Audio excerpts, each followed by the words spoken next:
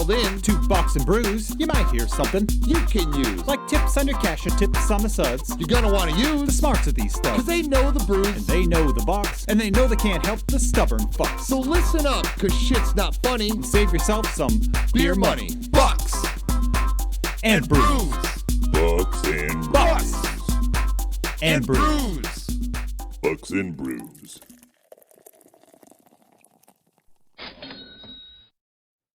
Welcome back to Bucks and Brews. Nick, less than a week this time. Not bad. We're doing pretty okay for. We're getting better, definitely. And maybe next week, midweek, we could do something, maybe? Oh, that's right. It's the fourth. It is. So yeah, I don't know. We'll figure something out. Maybe we can do something like this. Not like we do anything until the party at night. So Right. I'm around, so. yeah. A lot of happenings in the last few days. We're going to go over some of those. Yep.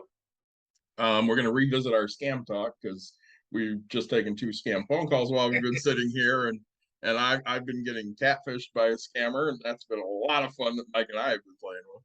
Yep. So after that, we're going to get into Roe versus Wade, the overturning, and what it means to poor people. Yep. You know, we do champion poor people here. Say and it's an episode that we don't love to have the conversation, right? It's Yeah. but one of those things that we have to. I mean, we always try to talk money, finances, and really just life in general, right? How to make a better life. David, what are you drinking? So I'm very boring this week. I am enjoying that. I am going with Reds again. So I have an apple, a strawberry, and a peach Reds ale. So I'm very happy about that because, again, we mentioned it on the last episode. Summer Reds is just kind of a summer drink, and it's, very light. I can have a few of those and not really have any impact on my mental capacity. So that's a good thing for me. Today is probably one of my favorite days. Not today, not just the weather-wise, right? Oh, it's beautiful. Got a little wind, like high 70s type thing. It's just absolutely an awesome day. It is. So we mentioned on here, I kind of lost like a pack or a 6-pack or a pack of Something. beer. Yeah. I think I found 3 of them. I had my Neapolitan milk stout the other day after the last podcast. I went home, lit up a cigar and drank my milk stout. I will tell you, finding that is like finding a $20 bill you didn't know you lost. Yeah, Right? it's a good day. So then I saved. So tonight I have Black is Beautiful by produced and canned by Middle Coast Brewing Company in Traverse City, Tennessee. Because we like to lose viewers and people, I will tell you, this is brewed to support justice and equality for people of color. And by Weathered Souls Brewing Company, San Antonio, Texas. That's a beer I can get behind. Right? I mean, okay. Yes. We're going to tangent before I talk about my other beers. One thing I absolutely love about beers, like microbreweries, 90% of them, right, are pro LGBT. They're constantly doing this type of thing, right? They're raising funds, and the people that are the ones that are like, oh, I'm a huge, Republican and this and that. Bigot. That like they don't sit here and talk crap about all the. Oh, I'm not gonna. They'll be like, oh, I won't buy that, but you'll buy their other beers. We're us, right? Like you do one thing to piss us off, we're just like, fuck you, we ain't buying nothing. Yeah, so Black is Beautiful. It's actually really good. It is. It's an Imperial that I'm very excited about. I love Imperials. Really strong Imperial stout taste. Must have been drunk when I bought this one. Coffee Dino S'mores. Oh my God, that sounds delicious. Stout brewed with cocoa nibs, coffee, and natural flavors. This is an Imperial Coffee Marshmallow Stout. Oh. It is from brewed and canned Off Color Brewing in Chicago, Illinois. Good town. Have another favorite of mine. Odd Side Ale, Hazelnuts, Raspberry variant. And then my favorite beer, the top 3, because I wanted to have a special night tonight, because I was feeling a Nick night. I have a Wisconsin Belgian Red from New Glarus Brewing, which, gosh, they're just hands down my favorite. So you want a story? Yeah, of course. I went to Horrocks the other day to return bottles that I can't return at Meyer. And I had like 6 or 7 new Polaris. And she looks at them. She goes, "Yeah, we can't take those. They sell those only in Wisconsin." I'm like, That's true. "Well, that sucks." It's sick. That's why I throw them in your guys' break meat pile, right? That works for me. So, yeah, so going back to before, as we were starting the show, we were lightening up the whole place for everybody. I said, let's throw this on speakerphone, right? Hey, yeah, I'm calling you about life insurance, and I'm like, oh, Lenny goes, are you over 50? And I'm like, yeah, of course. I mean, who isn't nowadays? And then David reaches over and he's like, hey, can I get that life insurance policy after I'm dead? There's like a pause for 10 full seconds. Yeah, right? easily. And then just Click. click. All right. I thought that was a valid question. Teach me how this works. The next one we answered, I tried having fun, and I don't even know what I said. Something good with it. Why you don't talk to me? Just hey. And then they clicked as well. Hey, so we're decided tonight if I keep getting spam calls, we're just gonna put them on air. Yeah, they're just going on air. Yeah. Why the fuck not? Anybody that's listening, joining us on Twitch and all that, let us know the questions you want us to ask them. Yeah, And, absolutely. We'll have a good time with it. So, David, I hear you have a scam. bit of scam fun going on. So somebody followed me on Twitter like 3 weeks ago. Okay. And that's fine. They followed me. It looked somewhat legit. So I'm like, yeah, that's fine. I'll follow you back. No big deal. Because I don't really care who I follow on Twitter, and I don't care who follows me. Whatever. I just don't give a shit. So they DM me. I don't really DM on Twitter. I didn't know you could. You can. I will DM something to my daughter. Yep. Because hey, I saw this on Twitter and I just want her to see it. Share Twitter. Right. Kind of like what we do with. Right. Yep.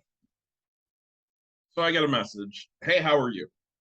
And I ignore it for a full day. Yeah. And I get another message. What? You can't even say hi to me? All right, fine. Hi. How are you? And of course, it starts innocent enough for all of 10 minutes. Yeah. And then it goes into, you're so sexy. Oh, great. Thank you. Appreciate it. Noticed. I said, I'm also very married, very happily married. Yeah. Well, that doesn't mean we can't talk. Yeah, we can talk all you want. We can talk. Just not about how sexy I am. So then I got a bra shot. Nice. And I got that while I was with Mike. We had gone to Aylbird to support Yep, their bartender. Yeah. Oh. Can't remember her name. Starts with a K. Anyways, Christy maybe. We went and supported her. Katie. It was Katie. At Aylbird. We went to support her for their fundraiser. And went back and we were drinking on the porch. So I tell him what's going on, and he's like, I'd like to have some fun. I'm like, all right. So I said, she's like, what are you doing? He, whatever, I don't know. I'm just hanging out with my, best friend here. He's, we're having a few beers on the porch. And she's like, well, what does he look like? So I send a picture of Mike. Oh. And she goes, well, he's sexy too. I talked to him. I'm like, yeah, he doesn't have Twitter. Sorry. Well, give him my number. I'm like, I can't. You didn't give me your number. So she gives me her number, which I did trace as a text app. Oh. Yep. So I give it to Mike, and he starts fucking with her for like that night. Oh, go. Scam likely. All right. Hello, Snick. Hello.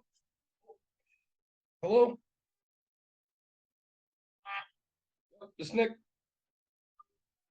So fun. Nobody wants to talk to us on air.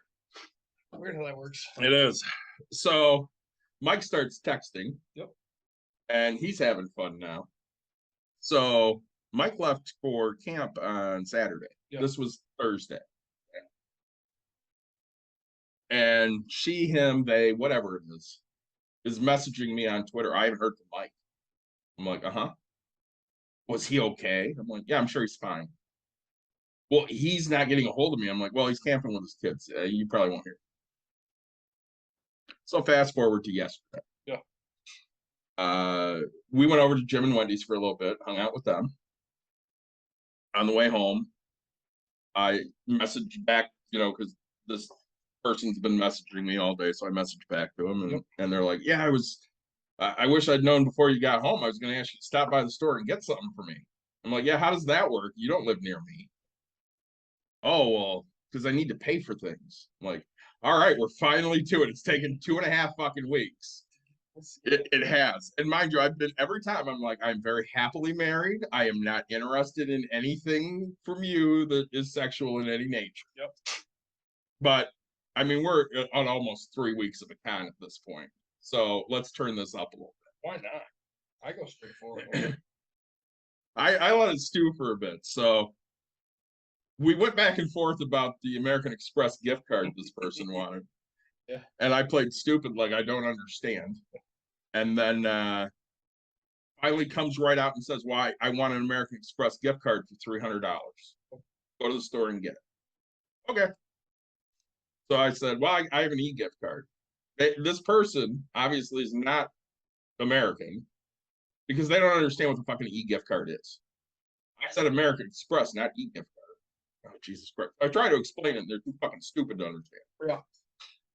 So we're going back and forth, and finally I'm like, well, I'm buying you a $300 gift card. What am I getting out of it? No. And I get, well, I see where you're going with this. All right, where am I going? Well, what do you want? I'm like, no, you saw where I was going. Where am I going? So, we get to basically she's like, well, I'll come have sex with you. I'm like, great, you don't live here. She's like, well, we can make this happen. I'm like, all right, so that flight too. Probably. So I up my game. I hop on Google and I search random dicks. And I find a huge cock and I screenshot it to her. Oh my God, that's awesome. Okay, great. I'm glad you're happy about it. I don't know who that guy is. I don't know who that guy is, but exactly. So then, well, I want a face shot. I'm not giving you a fucking face shot. Screw you. Yeah. I've always had some resemblance to Chris Zorich, who played defensive line for Notre Dame and then for the Chicago Bears. So I went and found a Chris Zorich picture. And I sent that. She goes, no, I want full body. I'm like, you're making me do a lot of work here. What the fuck am I getting out of this? So I get a picture back, which is, hiding titties, but that fine. I'm just trying to get, whatever this person is doing out in the open. So I go find a different picture of Chris Zorich and I send that. And then for like the next hour, we go back and forth on give me the American Express gift card. I need a picture of the front, the back, and the receipt. Yep. And I'm like, oh my God, I can't believe I sent you a dick pic. My wife's going to divorce me. So now I'm frantic for like 30 minutes. And then they want me to join some other texting service. And I'm like, yeah, I can't do that. Everything I see says it's a scammer. Are you a scammer? Are you scamming me? And of course, then they get pissed off at me because I'm accusing them of being a scammer. Yeah. So after that, I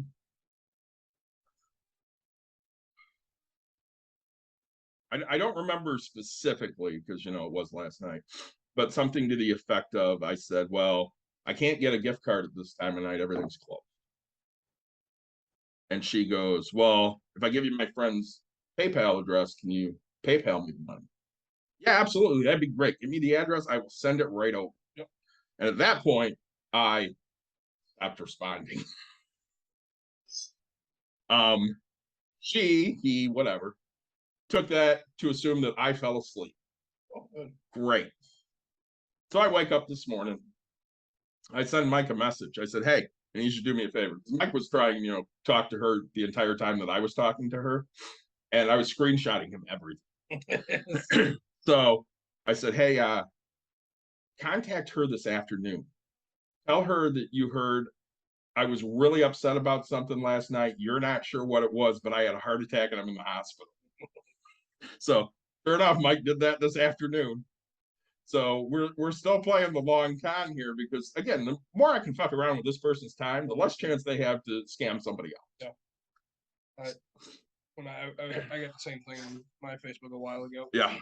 Oh, hey. And I was like, oh, instantly I'm like, oh, I've missed you so much, right? Like, oh, yeah. And I was like, oh, and they would just play it off like, oh, yeah, I remember those times. Those were great times. And I was like, yeah, I still have no idea who you are. And then I just used a gift card because I was buying on a site that I don't normally buy on. Yeah. And it was a Google Play card. And that's what they wanted. And I don't know what, like, I had it. I think I probably bought part of a game or something on my phone, right? My brother was, it's probably Pokemon Go, to be honest. Like, my brother used it, I used it. I have this, and slowly I'd send the first three numbers. What's that? Oh, that's the first three numbers. You got to earn the rest, right? And you guys constantly, I'm gonna just start like making up random numbers. You know, you and I are too similar because when I was setting the e-gift card, I went to a gift card generator, random numbers, and I'm like, this is everything for the last 6 digits. Exactly. What are you doing for the last 6 digits? Get them. And mine didn't last enough 3 weeks. Mine only lasted probably, I don't know, just two days of like fun. And my wife is sitting there looking at me like I'm crazy because I have tears in my eyes by how much I'm messing with these people. My wife did the same thing. She's like, why are you doing this? This is stupid. I'm like, I'm having a blast. I'm right. Like, as you said, it's keeping them from screwing with other people. I mean, we know that your daughter got almost taken. Yeah. Ram. Yeah. So, these happen. Yeah. And if we're smart enough to sniff them out, which we are, we might as well fuck with these people back. That's a fact. So, like, Mike and I have elaborate plans for this person. So, I mean, this is going to continue for a little while here because why the fuck? I can't believe you're cheating on me with Mike. Oh, yeah, totally that. He's going to message her in the morning and basically say that my wife found my phone and some messages and a dick pic and what the hell is going on? I might actually commit suicide at some point. Oh, no, this could be horrible. And then post on Twitter. R.I.P. myself. Say, yeah. No. So right, like in the news, I mean, Twitter, social media, I mean everything. Right? Everything. It's blowing up right now. As it should. Yeah. Roe versus Wade was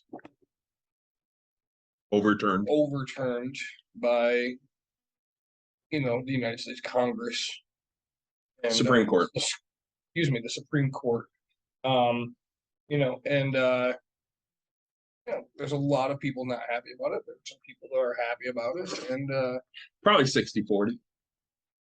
It's kind of funny that you say that because like I've heard so many numbers, right? So the day I heard somebody say, look, it's 80% of people that are unhappy. Okay? And then today, actually, I was sitting at lunch, which was a fun story. So I decided, I was kind of on my way home. I had some stuff, and so I stopped at a restaurant on my main road. Okay. And so my car is parked out front. And I know my wife has to go by in the next 20 minutes. And, my food, I end up taking a phone call because I'm buying a house. And so the person on the other line was about the house, talking.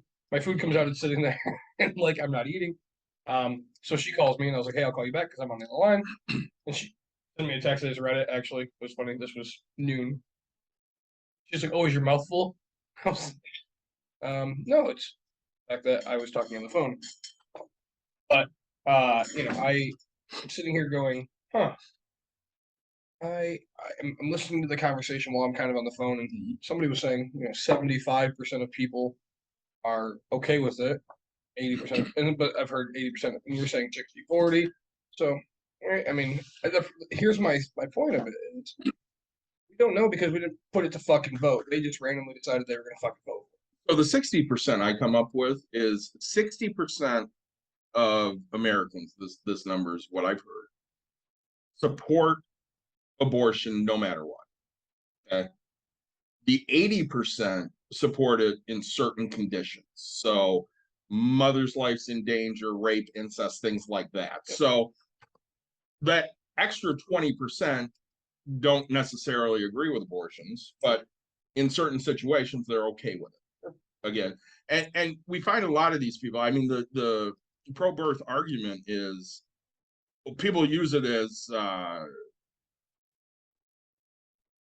contraceptive. They're using it as birth control. That doesn't happen. I mean, it's less than 3%. Right. Okay. I was looking up some numbers with Dawn, and 93% of the abortions in 2018 or 19, whatever it is, were done in the first No, in the first 20 weeks. Okay. Okay. And 1% was done in the third trimester. And Dawn's question is, I wonder what that 1% was. I'm sure it endangered the mother's life. Fetus is not viable anymore. See, and the pro-birth argument that pisses me off the most is they want to outlaw all abortions, no matter what. So if you have an ectopic pregnancy, which the fetus is in the fallopian tubes, will not be born alive, And will kill you. and will kill you. They want to outlaw that type of abortion. They're not really pro-life. I never call them pro-lifers. They're pro-birth. Right. And I follow a lot of people on TikTok that, you know, have similar views to me. And one of them is, I believe his name's Thomas, the Bishop Dillon or something. Yeah, yep. I love him. And he made the comment, he goes, I got a lot of hate a couple of days ago, but I'm going to say it again. They want white babies. They want white women to have babies. And there's a lot of truth to that because they sterilized indigenous people because they didn't want any more indigenous kids. They don't give a shit about black and brown kids. But everybody seems to want the white kids. Right. And in this country, we have an issue where it's been a white majority for 250-ish years. Something like that, yeah. And a lot of these people in power are afraid of losing that power. Because when you no longer hold that majority, you don't have power anymore. You know, we look at it, I'm not a white guy. I was raised as a white guy, but my dad's Persian. You know, I'm the firstborn in his family in the United States. Yep. I'm brown. I identify as you know, Middle Eastern / Caucasian because that's what I am. Yeah. And I made the comment last night that if I had never left Plainwell, if I had just grown up there and stayed there my entire life, I wouldn't understand the struggles that people of color go through. I just wouldn't understand it. Because when I was growing up and in high school, I had that feeling that, you know, you hear all the time, well, they're just lazy. They just don't want to work. Yeah. You know, they're just out there gangbanging. You know, and that's why it's so hard for me to see it, right? Because I grew up in that, right? Yeah. Just, I mean, right? And people don't understand it. It's like when you were the one white family, there was 2 white families in our neighborhood of thousands, right? Yeah. Like very predominantly African American and then a very Hispanic neighborhood. Mhm. Like when we got pulled over, the cops would go, "What are you boys doing here? Why are you here? What?" And you know, I get asked the same questions that people tell me. They're like, so to me, it's just don't tell me that it doesn't happen because it happened to me all the time. Like it was natural, it was normal, right? I was in a spot that apparently I didn't know I wasn't supposed to be there. Like it never crossed my mind. I get young naive child, Yeah, that's just doing what he's supposed to do. You know, I will say, there's a lot of things going on that very hard because right now we need to come together, right? You know, my wife Courtney and I stayed up the night that it happened, and we were talking, and I was kind of giving, you know, we're just having educated, and to me, it's too late to fix what's already done, but now going forward, right? How do we? where do we go from here? And because you and I are on the same page of man, if they get rid of Plan B, if they get rid of you know, things for that's harming the mothers, right? We have to get that doesn't happen. You know, I had a person post, you know, Facebook post won't change anything. When do we riot? Right? And my response was, a riot will not change anything. People need to vote. Women need to risk it all. And overcrowd the system. Every medical worker that has already risked their life needs to walk out and not help a single citizen. Every American needs to not pay taxes and defund the government, you know, so that way they're not paid. And, you know, because I say it in everything, right? Like it takes literally the entire village to make it happen. Yeah. We talked about it for real. Like, we talked about it on the real estate side, right? You get everybody in the if you know that your owner isn't financially backed by millions and billions, if every tenant doesn't pay, sure you're gonna drown that one. But like, if they're backed, it's really hard. So now if you get every medical worker, right, that just stops. So somebody came back and they're like, I love it when a man's telling a woman what they need to do. What are you going to do to support women? Surely you're going to do more than commenting on Facebook, giving your 2 cents. I can assure you, giving your 2 cents that women, I can assure you, are not asking for. And I'm like, I have a response. What am I doing? I was like, I vote, right? I lend an ear, I lend a shoulder for voices and tears. I offer to donate my money to a place in Grand Rapids that has protesters on a daily basis, right? Sure, it's not much. I'm not going to sit here and tell you guys it's millions, right? But like, just to piss people off, I went and dropped $100 off because and I flip them off every time. I lay on my horn. I do that. I said I'm no saint, but I sure as shit don't listen to people who assure me women are not asking for ideas and how to fix the situation, because I've been asked, right? I've been, hey, what? And I said, you don't live my life and you don't know the women I talk to, right? So that's kind of like advice, I say, I know your wife is very high strung. She's very about this, like, and she doesn't understand, like, some of her posts piss me off. Oh, I'm right? sure. Like, she literally calls out, oh, maybe that'll change white men's blah, blah, blah. And it's like, I'm a white fucking male, right? Like, do not group me. Do not say that. Just like African Americans, right? You say they're all gang. No, don't sit here and group me. Sure, I get where you're trying, but like, don't, right? Because you're just gonna piss off the ones that do care. You're gonna piss off the ones that are trying. I mean, See, and don't be that way. I look at it a different way. Sure. Okay, if she posts something to that nature, and let's say it affects me in some way, okay, yeah. Men stop doing, not white men, but just men. I only take it personally if it's something I do. I don't take it personally if that's not how I am. Like if she posted, men stop beating on homosexual, okay, I'm not going to take that personally because I don't do that. Okay. And again, with you, I say this to you all the time, exception to the rule. Okay. We have these conversations. So like we talked at the end of the last episode about questions Dawn had on housing and rent control. Yeah. And I get home and I'm like, yeah, Nick and I were talking about it. And she's like, yeah, I'm sure he was pissed off. I'm like, no, he wasn't. We were having an actual good conversation.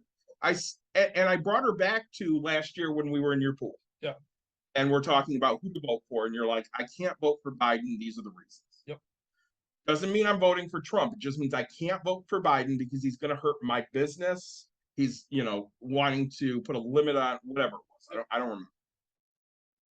It was the only time you had somebody tell you why voting for Biden was a bad idea. And you sat there, you listened to him, he made sense, and you went, yeah, I understand where you're coming from. But I said, Nick was the only one. I said, I don't agree that, landlords should be able to up rent 200%, even though a lot of them are doing it. I think there should be a cap of some sort. I understand why Nick doesn't feel that. I said, but the problem we have is Nick sits here and he goes, well, I haven't raised rent in 5 years on this property, and I'm having an internal battle on raising it $25. Okay, you're the only person I know that would have that battle. I don't have that battle, but I'm not a landlord. I don't want to be. Right? But you're the only landlord I know that will sit there and have that battle of, I charged $800 for this 5 years ago, and God, I just don't want to charge them $825. Well, and it's, I'm turning into the person that I buy from. Mm-hmm. Okay, so I'm not saying I'm not a saint, right? Like, right. But when I purchased one of my duplex, right, one of them was at 500, mm-hmm. The other was at 300, right? Because the guy had owned it from literally 80 years. I mean, it's just so fucking long. And he just like never raised rent. I need this amount of money. This is all it took, and I did this. And yeah, you walk into the place, crash, and you let it go, and it's like, have to have some cojones, right? And Yeah. I tell people, like, you think that everybody that posts, oh, my landlord's a dick, they're not fixing things, and no, it's not that they're not fixing. One, if he's charging 300 payments per hour, all his taxes were higher than that type of thing. Mhm. So yeah, I expect you to treat it very, very well. And the problem is most people, and I don't care what your definition of most is, I would say 51% aren't taking care of that. Now, if you go to lower income, it's even fucking worse, right? Yes. And I offer lower income things, and just the give a shit. Fucking get right. We had that argument here. I did a I got him in real estate, don't even know my own fucking terms. I did a move out inspection, right? Mhm. And actually, I did an inspection while the people were still there, and there's a hole in the wall and a hole in the fucking door. And I was like, "Hey, man, what happened here?" Right? Mind you, it's $250 for a door. And he's like, "Oh, I was gonna punch my roommate. Instead of punching my roommate, I punched the door." And I was like, "Well, that's gonna fucking funny, right?" Like, and it's just again, don't break my shit, right? Break your own shit. Like, throw your fucking laptop. Do what you gotta do, but don't throw it on my house, in my house, Right. around my stuff. Like, and people don't see how often that type of thing happens, right? Now we know how many domestic cases are out there, right? And both men and women, they'll throw shit, right? Oh, there goes my fucking window. Yep. And it's like, now the problem is okay, so here's always the situations where my tenant's already struggling in the first place. I have to fix that window. Okay. That cost me, I don't care, it was small number, $400. Mhm. Hey, I can't say I'm not going to fix that window until you pay me. I have to fix the window and then charge you. And then I can move for my eviction after that and do all that if you don't pay. But it's like, I have to front every goddamn dollar and you get to finance the world, right? Like, that's not how it should be working here. You do what's right. You should pay, and that, a lot of it, rents wouldn't be that high if people fucking took care of things in those types of areas. Right. Well, and again, your rents wouldn't be high. So I told you about the. Here we go. Hang on. Scam. I don't know. Hold on. Hello, it's Nick. Hey Nick, this is Michael, Blue Water Pools. Oh, sorry. Let's say, Michael, what's going on? Go that way. I'll tell you. Yeah. Nick is hoping to get his pool fixed. So It sounds like as we're talking here, I'm going to divulge off of the house conversation. I really want to have that conversation with Nick, and I'm going to throw out some stats because I love stats. So 59% of women seeking abortions are mothers facing high poverty risk. This is what we find with a lot of abortions. It's mothers that simply can't afford to have more children. And the answer from the pro-birthers are always, well, then they shouldn't have had sex. Okay, that's great.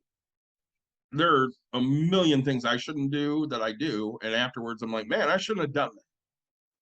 But that doesn't mean we can sit there and pass that kind of judgment saying, well, that woman's horrible because she decided, to go have sex with a guy and, something happened.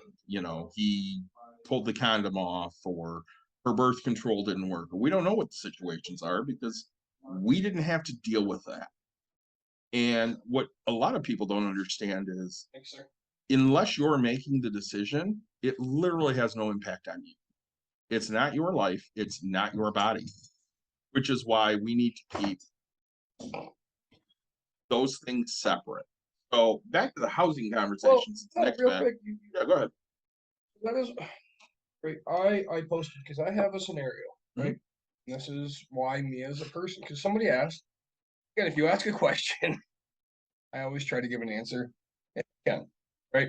So a friend of mine who I respect, they actually are very liberal people. I respect them, though, right? And one of their friends said something. So I came out and I started it with, look, if you're really asking, I will give you an answer. I want to preface this with the fact of I'm not looking for an argument. I'm not looking to fight on anything. Like you asked, I'd like to give you an answer. You know me. I try to have a heart. Yep. I love being a father. Yep. Okay.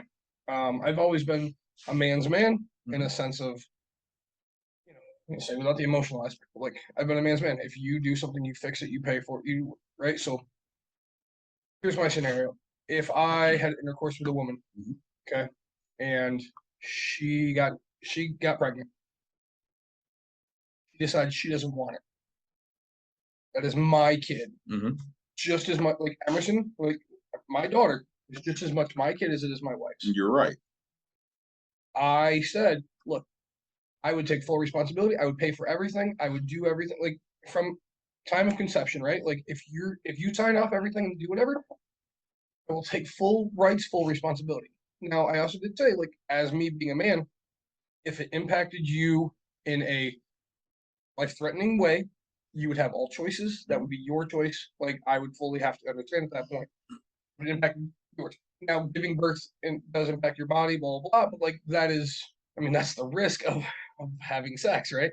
So I think that needs to be an option of the fact of, like, if I'm willing to take every part of my child, is it whether people want to agree or not? I don't like. I fight it tooth and nail. It takes two things, right? It takes two people. Even it doesn't have to take people at times. Like you can go get artificial. It takes two to make this happen, and I am due my 50, right? Like, if you're gonna sign off on it, I will take it. Okay, so let's back up for a second. Let me ask, my pertinent questions. Yeah. Did you have conversations with the women that you had sex with before you had sex? Most of them, Okay. Were they on birth control? some of them, Did you wear a condom? How many accidents could there have been? millions. Any of those women that you had a relationship with, did they know how you felt? Yes. And what was their answer? Fuck you, I'll just abort it?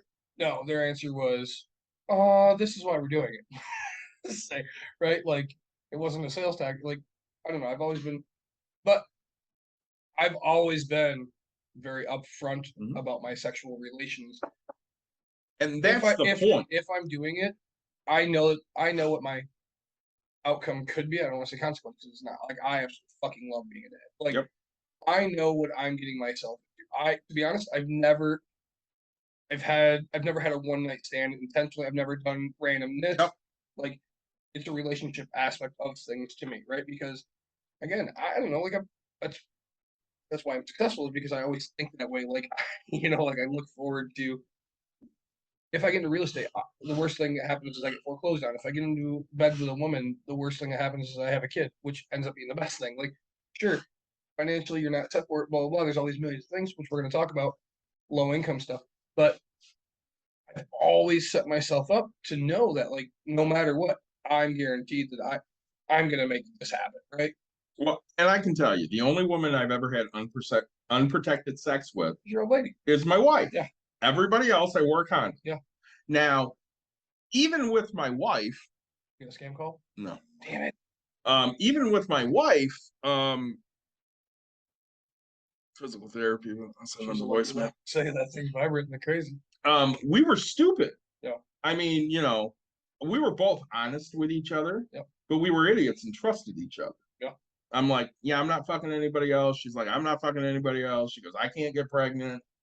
I don't have any diseases. And we're like, great. So, yeah. We did not use any protection ever because I trusted that she couldn't get pregnant and she trusted that I wasn't out fucking other people. Right. And I trusted that she wasn't out fucking other people. And that's just it, right? Like you have to, when you're young, you're dumb. I mean, you are absolutely you are fucking stupid, dumb, right? And her and I say it all the time to each other. We're like, oh my god, we were so fucking stupid. I mean, Courtney's parents aren't going to listen to this, right? We were probably not. We were fucking young and dumb, right? Yeah. Like, Jesus Christ. I mean, I don't know why I don't have 500 kids. Say like, ball game was strong. Apparently now the keep in isn't as strong. It's not giving my second kid. Right, but like I don't know, and so that's why it's not entitlement. I don't know, like it's my duty, it's my privilege. It's mine, man. I think mine and then some. I think privilege is a good word because right. and again we'll go back to ignorance. Yeah. Ignorance is not a bad thing. Privilege is not a bad thing. It just means you have different life experiences than somebody else. Okay. I was very privileged growing up. I remember that somebody said to me when I was young, not overly young, but like late teens, everybody should live poor at least once in their life because they'll value things more if they do. And I went, that's the dumbest fucking thing I ever heard. I'm never going to be poor. And then I was poor. Or yeah. And I value things way more now. And I think the problem with that is the rich people that attempt to go poor. When you hear the stories, there's been a few guys who have like they've given up everything. They left with a cell phone and their clothes, and they go live on the street. And they're like, "Hey, I'm gonna get back to being rich." They kind of did it with the. They were doing it during the pandemic. Grant Cardone was part of a thing, and I was watching the show. Undercover Billionaires is what it was, or something like that.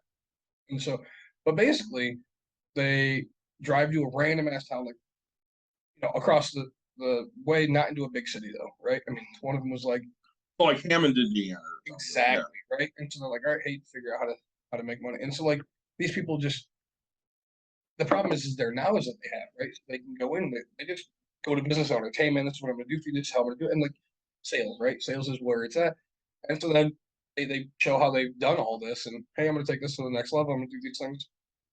And so I don't think you'll value I think that if you live poor, you wouldn't value it because you have that knowledge of how never to be poor, right? Like, just like you now, you lived it, but like, you would never go back. So like, I started there.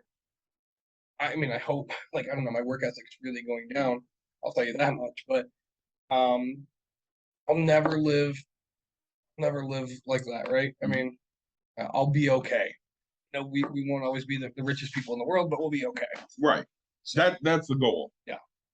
And so I think that honestly, most of the things I see with what people see as homeless, right? Like I'm gonna guess 5% are actually homeless because of something catastrophic in their life that caused it, right? I mean, you weren't homeless when you went bankrupt, right? No. Like you still had a job, like you still had stuff. I had people like to rely on. Kind of. But I would say 95% of the people that you see downtown and they have mental problems and they need help and stuff like that, right? Like it's not that they're lazy and blah blah. It's just the fact that they have mental problems and they need some help to figure it out, right? And of course, the unfortunate thing in this country, and we're proving this time and time again, is we give a shit about it until it's born. And once that child is born, we don't give a shit anymore. Oh, 100%. And it doesn't matter what they are. I mean, they could be a veteran, they could be, a business person, they could be an athlete. It doesn't matter what the fuck they are. If they had hard times, fuck them, that's their problem. But, well, saying that's exactly here's my problem. Let's call it Republican, right? I'm not pro free money or whatever. I'm not pro government fundings. I think that it should be step by step to get you off of it, wean you, and they don't have enough people, they don't have enough time, blah blah. But that's exactly what's happening is, hey, we want you to carry it. But then you're still the person that bitches, oh, that mom, you hear it all the time. Yeah. Oh, and I've been notorious for it because I hate tax time. Yeah. Right? That's where the rich, that's where the hood rich comes in, right? Like, oh, hey, we're going out to dinner and we're doing things. It's like, invest your fucking money. Don't be out here spending $900 on a goddamn meal because you have it. You got $11,000 fucking tax rebate. Just guess what? In June you're gonna fucking need that money. Like, just invest that. Do something. Be smart with it. And one of the things that pisses me off the most is you'll listen to the conservatives go, we can't have universal health care. It's a horrible idea. I'm not paying for everybody else's health care. Yeah. If we had universal health care, we would pay less in medical than we're doing right now. Because when you look at premiums that businesses are putting out, when you look at deductibles that people are putting out, or out-of-pocket maxes that people are putting out, it's fucking ridiculous. We don't have universal health care, but we have aspects of it. We have the ACA, which again, it's a marketplace where you can go and buy insurance. How much do you pay a week or a month for health insurance? Because I work for them? Sure. My HSA, I probably pay about $50 a month. Right, and that's for two of you? For the two of us. Now, Ask me what I have to put aside to pay for the actual bill. Yeah, okay. So my out-of-pocket max is $13,300. That's roughly $1,033 a month. I have to put aside for medical bills. Stupid expensive, right? Right. So my mom on Marketplace, right? She lost her Mhm. job. She's gonna be playing a big ass party. Right? Monthly, I think she's at $63 a month. Mhm. Okay. And I think she got a discount to pay it all in full. Because I was running her budget. So you know, the next thing I will say is I think her max before her out of pocket, like, right? And so it's very crazy like how cheap things are. And I look at it just like gas, okay? Every business owner, you know, the people that had things going, okay, their insurance went up a little bit. Complained. When's the last time you heard somebody complain about how much they're paying for insurance at a job they've been at for a long time? Yeah, usually they don't see it. Right, that fucking So budget. they don't worry It's already about rebudgeted in. It's already just a natural thing, you know. And so you're gonna get used to that type of thing. Yeah, but let me ask you something, because this is how I think. Yep. Okay. So you have insurance through your wife, I do. and she has that taken out because of where she works. She does. Okay. So let me ask you something. Let's say that went away, and you pay 5% more in taxes. But anytime you go to the doctor, you're not paying. Sure. If you have a, injury, you're paying 10, 15, 20 bucks. You have a prescription that you're paying $3 a month for. Would you make that trade? Yes and no. Okay, what's the no part? All right. So I've had this conversation with some good friends Mhm. because I am very pro what you're saying. Yes. Very pro that aspect. But especially with America, land of endless money, we would not have the research anymore that we would have. We would not have the world's great. I mean, honestly, you can't say we don't have the world's greatest doctor, right? I haven't gone to a doctor outside of here. I don't know. The specialists that we have. I mean, like, But here's my question for you. people fly up. Like when you get in an accident far away, they'll fly you to Grand Rapids because, right? Like, we have the specialist. Okay, but let me ask you this. You say research. Yeah. Who discovered the AIDS virus? I don't know the answer to that. It's the French. Sure. The French figured out what AIDS was. Sure. So, And even with COVID, the first COVID vaccine that was approved was a combination of Pfizer and biotech. Yeah. Which is not American. But what you'll see, and the fear is, right? My fear, and I don't have proof, but my fear is, I mean, when you look at the amount of money that's in research, the amount of money that's granted, none of us ever see it actually coming out. I was on a test drug, right, for acid reflux. Like, there's these types of things. I don't see that would be funded anymore, and it won't go the same. Because and doctors, like, people that would want to be doctors won't be doctors anymore because they're not going to work for pennies, right? Their pay won't stay the same. So again, we have to look at what is a part of that. Okay. Yep. I had the conversation with Tim and Wendy's yesterday about teachers, and I made the comment that there are just too many teachers that don't care. And that pissed off my wife and it pissed off Wendy. But Truth hurts. well, not even necessarily the truth. Don goes, "You're saying that to a teacher." Mhm. And I looked at Wendy and I go, "When's the last time you were in a classroom?" And she hasn't been in a classroom in decades now, because I can't say decades, but at least a decade, because it's bullshit. And the things you have to do are bullshit. And I made the comment of, we don't teach kids how to critically think. We teach kids how to memorize. And she got offended by that. And she goes, "I taught my kids how to critically think." Great. You're one. You did. And 10 other teachers didn't. Correct. They did what they had to do to get those kids to have a decent fucking grade so they can keep their job. Well, And that's nothing against the teachers. That's the system that we have set up. But that's the same with doctors. We set up a shitty system. 100%. But to go back and fix it, I just don't know if there's a way. Granted, There could be a way. Again, you also look at you've it. said we have to have a large movement. Yeah. And are enough people going to give a And shit? you look at it right now, like doctors is one of the fields that there's just not enough of. Not the fact that there's not nurses and stuff like that, but like they're flying in the best and the brightest from around the world because we pay, right? And like we're getting doctors from all around the world to come here and juice.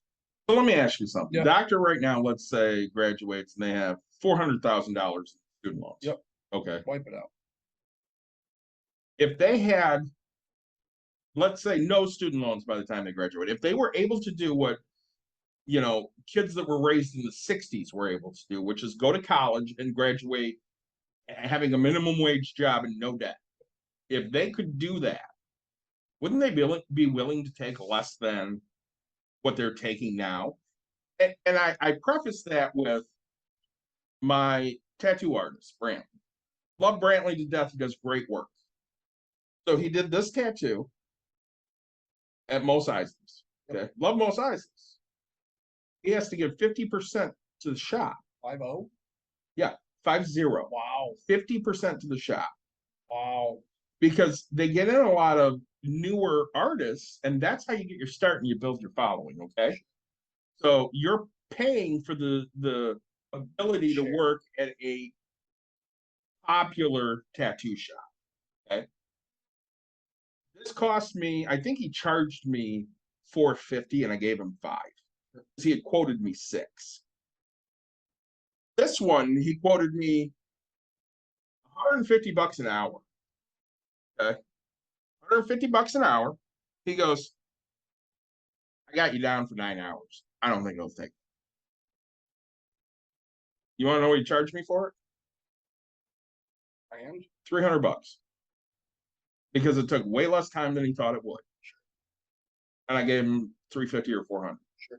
Because to me, he's worth it. And you look at this stuff, so he worked for a place that he had to give 50% to, and these tattoos are both fairly detailed, okay? Sure. They're pretty similar. Why does this cost $200 more? same size, same everything. Yeah. It costs that because he has to give half of his money away. Yeah. This, he can charge what he actually believes it's worth, because instead of, he went to a new shop and he pays a set price for the chair every month. I want to say it's $900. I'm just pulling that number out of my ass. I don't know what it is, but let's say it's $900. So he does 3 of these tattoos and it's paid for, and the rest of it is pure profit. Yep. And if we wanted to fix this country, that's what medical would look like. Well, the problem is, I mean, yes and no. Okay. I disagree with you. You're happy and content with that, and you're fine, right? Mhm. But like rich people would only, like, the doctors would only work for the rich people at that point. You wouldn't see the ones, because how it would work is, hey, we'll take 100 clients. Let's just do round numbers, right? We'll take 100 clients, and we only want to see this guy. We only want to see this guy. This Yeah, is all but we can see. that's not necessarily how it works. You get a set price, just like you do now with insurance. Yeah. You get a set price for what this costs, and that's what you get. And it doesn't matter if it's a rich person or a poor person. But you're saying because he got to go to a different, so if a doctor private practice doctors make more than a hospital doctor. Absolutely, they do. So like that's But we wouldn't have private practice doctors anymore. You wouldn't be able to get away from that. Because of the way we've set up the system. Even if you set it up differently, again, going back to the fact of like you tipped more. The rich people will buy what they want. You and I both know this is a thing. Like, well, it's the same way they've now outlawed abortion. so, But the rich people will pay for an abortion and not think twice about it. And they'll do it in Alabama where they say absolutely not. They'll do it in Kent County where the prosecutor just came out and said, we're enforcing the 1931 law, and we will prosecute. Kent County said that? Kent County just said that. The prosecutor came out with it. That was the text I got. Really? Yeah. That's fucked up. But like, right, so I don't want to get off the abortion thing, but like just last night, somebody was lighting fireworks. Mhm. Somebody was online bitching. I was trolling. I said America, right? And then my neighbor's like egging me on. He's like, oh, tell them it's a week before and a week after. They just had their facts wrong. I screenshotted shit, and it says something to the effect of Like you can do it if it's on Saturday, you can do it on the first, second, third, blah blah blah. And so I was like, all right, by me reading this, it looks like I can light it on Saturday the 2nd this year. And also I can light it anytime I fucking want. It's only gonna cost me $1,000 if I get caught. And by my calculation, I don't give a shit about $1,000, right? Like if I'm rich, fuck dude. Write me for that $1,000. Hey, why don't you go on there real quick, come back to that other G. Just like again, my favorite thing that's ever happened from fucking Mark Cuban, right? He walked on the stage, and the lady goes, "Hey, we just found out that you're fined $30,000 for dropping an F-bomb on national TV, and that's going to get donated to this thing." And he goes, "Every time I do it," and she goes, "Yeah, you want to do it again?" He goes, "Fuck it." Just look straight at the camera and just go, and it's right, like when you have fuck you money, You can do anything you want, yes. so yeah, $1,000 to a poor person, right? Poor people are not going to light that firework, right? They're not going to do it when they want. Say when a rich person wants to light fireworks, they'll do whenever the fuck they want, however they want, right? Like, and that's just, I don't know. You got to look at that. You want to reply to this quick, Nick? Want to become famous? Question mark. Our answer is no. Buy followers, primes, and viewers on monthlyviewer.com. God, we're getting trolled on a fucking trolling episode. No fucking shit. So on a scam. We're getting scammed in a scammer episode. No, we don't want to buy followers and fuck off. I mean, how much is it for these followers? I'd like to know. And like, are they cool followers? Like, are they people that can make like cool things on top of like hot chocolate and milk? Because like those people get people. Just you know what? Why don't you go into more detail about what these followers are going to look like for us? Okay. Because I don't want non-active followers, right? I want people that are going to react just like you. Nick does not want bots. Be my follower. I'm sorry. I think 90s kid was here is probably a bot. 90s kid. I mean, you're a 90s kid. Oh, I mean, you're born in 88. Yeah, I'm an 80s child. Bullshit. I'm an 80s child. I was born in 77. Yeah. 90s kid was here. Yeah, he was, and then he's gone. Didn't even answer to us. Did not. But love that we're getting scammed on a scamming fucking episode. We can't write this stuff. We just talked about scams, and here they are. Kent County just fucking came out with this. This is hard. So, like, this is what I'm talking about, right? Like, this is bullshit. This is the stuff that needs to stop. Kent County prosecutor says he will enforce Michigan's 1931 abortion law despite injunction. Days after the Supreme Court overturned Roe v. Wade, Kent County's prosecutor says he will support or enforce Michigan's 1931 abortion ban should a case meet all the criteria. That's one of the reasons why Governor Gretchen Whitmer is urging the Michigan Supreme Court to immediately consider the lawsuit she filed Friday to decide if Michigan's state constitution protects the right to abortion. So one of the, oh my God, they mentioned my fucking business or my company. So here's the thing that pisses me off, right? Yeah. So I'm over here telling people, hey, your riots and stuff like that, right? Like you need to vote. Okay. We talked about it. The one thing I respect about President Obama, right? Fuck, find executive order after executive order of fuck you. Okay. You sent me a person, I don't know what her name is. But she's like, hey, this is what Biden's trying to do. This is what he's doing. This is the steps, right? Right. I'm sorry, Nick's got to read this while I sit here and talk instead. So,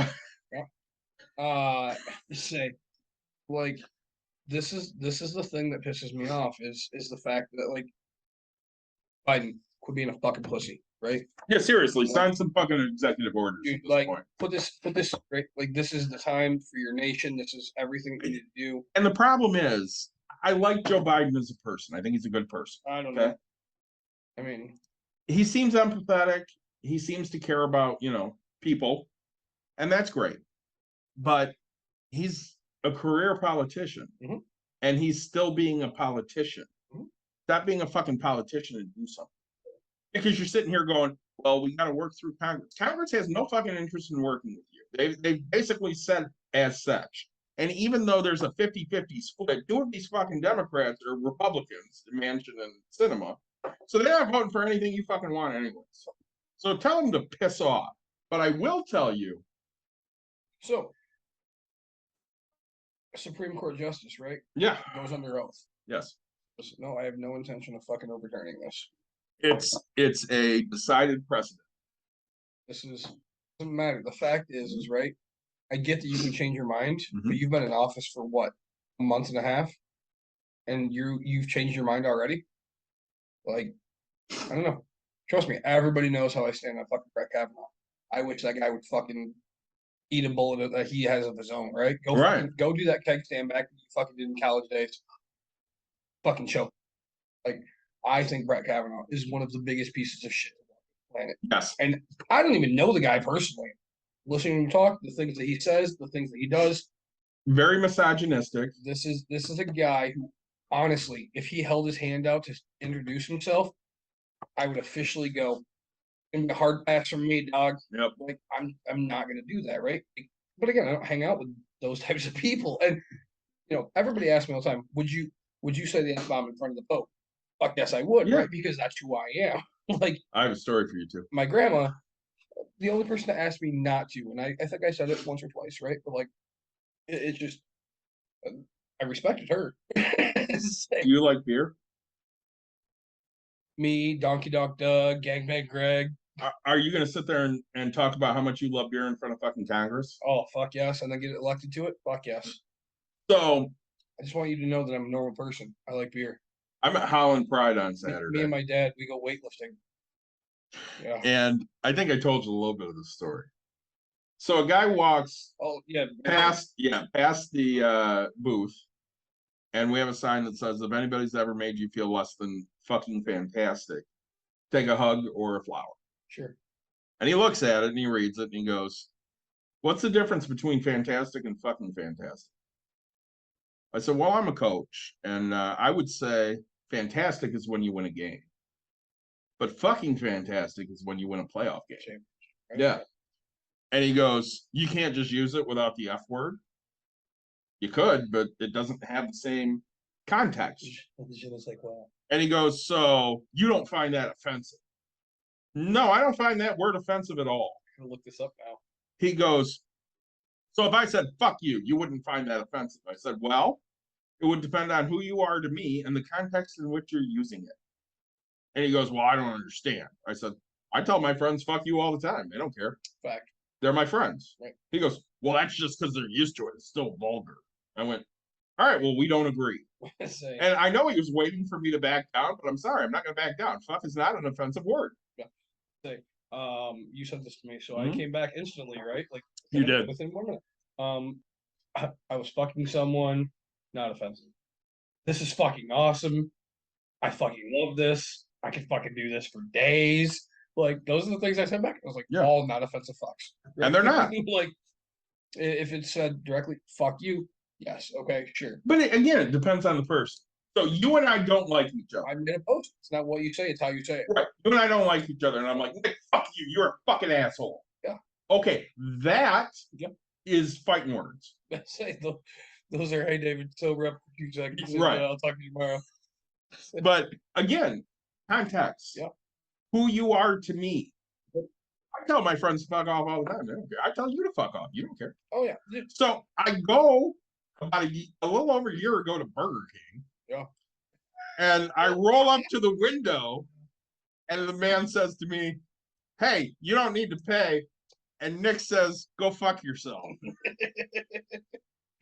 And I just laughed. I thought it was fucking hilarious. And what did I do the minute I pulled away from the window? I called you. Phone call, yeah. And you're like, did he say it? I'm like, he did. And you're like, oh my God, that was the best money I ever spent.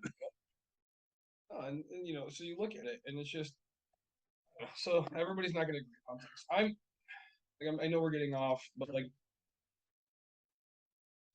my heart, like my body, my emotions right now are not in check because I'm very devastated by what Kent County just did. Like, I'm back to when the Supreme Court made their ruling. Like, I feel for, like, I have a daughter. Mm-hmm. Like, she's a female. She is the one that has to have a kid, right? Like,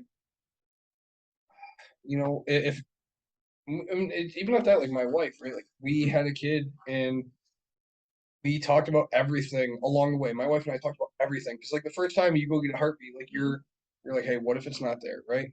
What if, right? And we also, like, I'm not afraid to admit, like, you could see my fucking smile and my tears fucking light up that room when I heard that first heartbeat, right? Like, I was the happiest fucking person.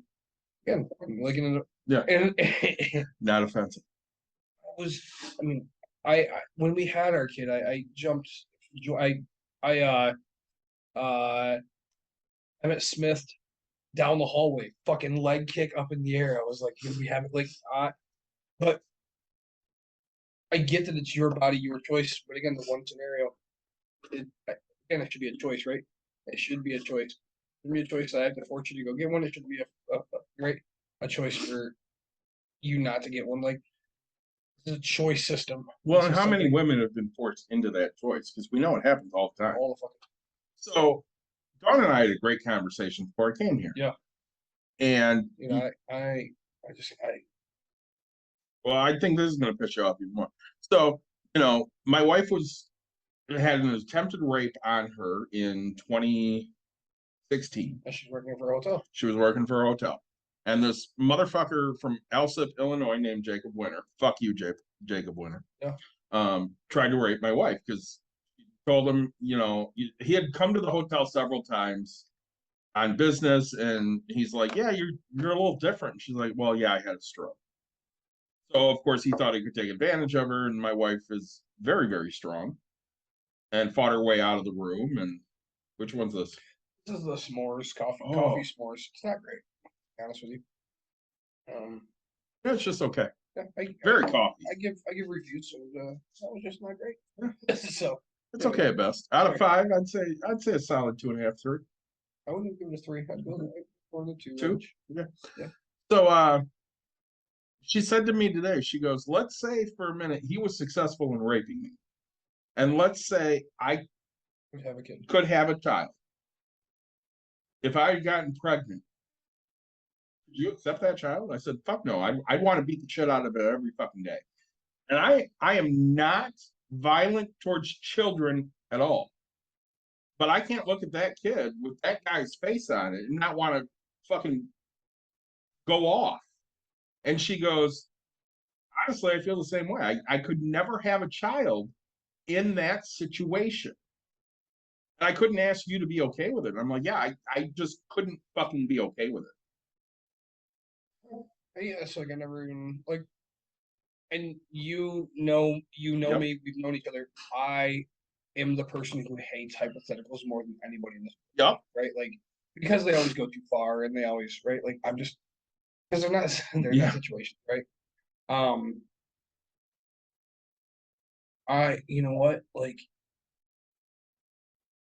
I'd raise the child, but me being like I'm asshole like you are, right? You and I would both make sure that guy had nothing to do with that kid in any way, shape, or form. Yeah, I couldn't even do that. I want that gone and erased and whatever it takes. So I don't know. That's yeah. So we have a friend who is married. They've been married for 10 years. Okay. Mm-hmm. Okay. They've been separated for 3 years now. She has a kid, another guy. Okay. Guess who's financially responsible for that kid? Don't tell me he is. The husband, because they're Why? not divorced. Oh, give me a fucking break. And again, that's why. Legally responsible. Even though DNA proves it's not his, nothing about it's his. And that's why this country's fucked up. That's that, right? Like, this is the things that need to get fixed. Like So many things we need to fix. And the problem is okay. So rich people, Mhm. they'll pay for the abortion. Yes. Poor people, Can't. exactly. They just Right. can't. And And again, that's why we go back to it's gonna affect poor people, Yeah. not rich people. Rich people will still get an abortion. what? Okay, so here's I couldn't figure out how to do the words, so bear with me. Yeah. Everybody listening and watching. Okay, where's abortion illegal? Right now? I'll let you know. The answer is fucking China. Yes. You're also limited on the amount of kids you can Yes, have. you are. Now, do you know why that answer is? Why? because people were aborting the females because they wanted They wanted a man to carry on the name. 100%, right? And so, where do you think the highest rate of abortion is? China. That's exactly correct, right? Like, when it's illegal, people are willing to risk it. And I guess that's the whole thing I was saying when I talked about women need to risk everything. Like, you need to fucking go for it, right? Like, overcrowd the systems, whether it's the systems of fucking jail, whether it's the systems of anything. And if you're the one doing all this and setting the examples, I mean, it takes people to do big things. I hate to say it, right? Just I don't care. We have a very big town. Okay. Mhm. Have your baby. It takes a person that's 9 months fucking pregnant. You have to have the balls, right? You go into fucking Rosa Parks Circle, you're on a fucking gurney, and you fucking get that thing ripped out, and you fucking like, right? It takes that type of a showing, right? Like, it takes a person sitting on the front of a bus. It takes a man fucking speaking every goddamn. Martin Luther King didn't fucking like he made his presence. He did everything. His sit-ins, his everything he did.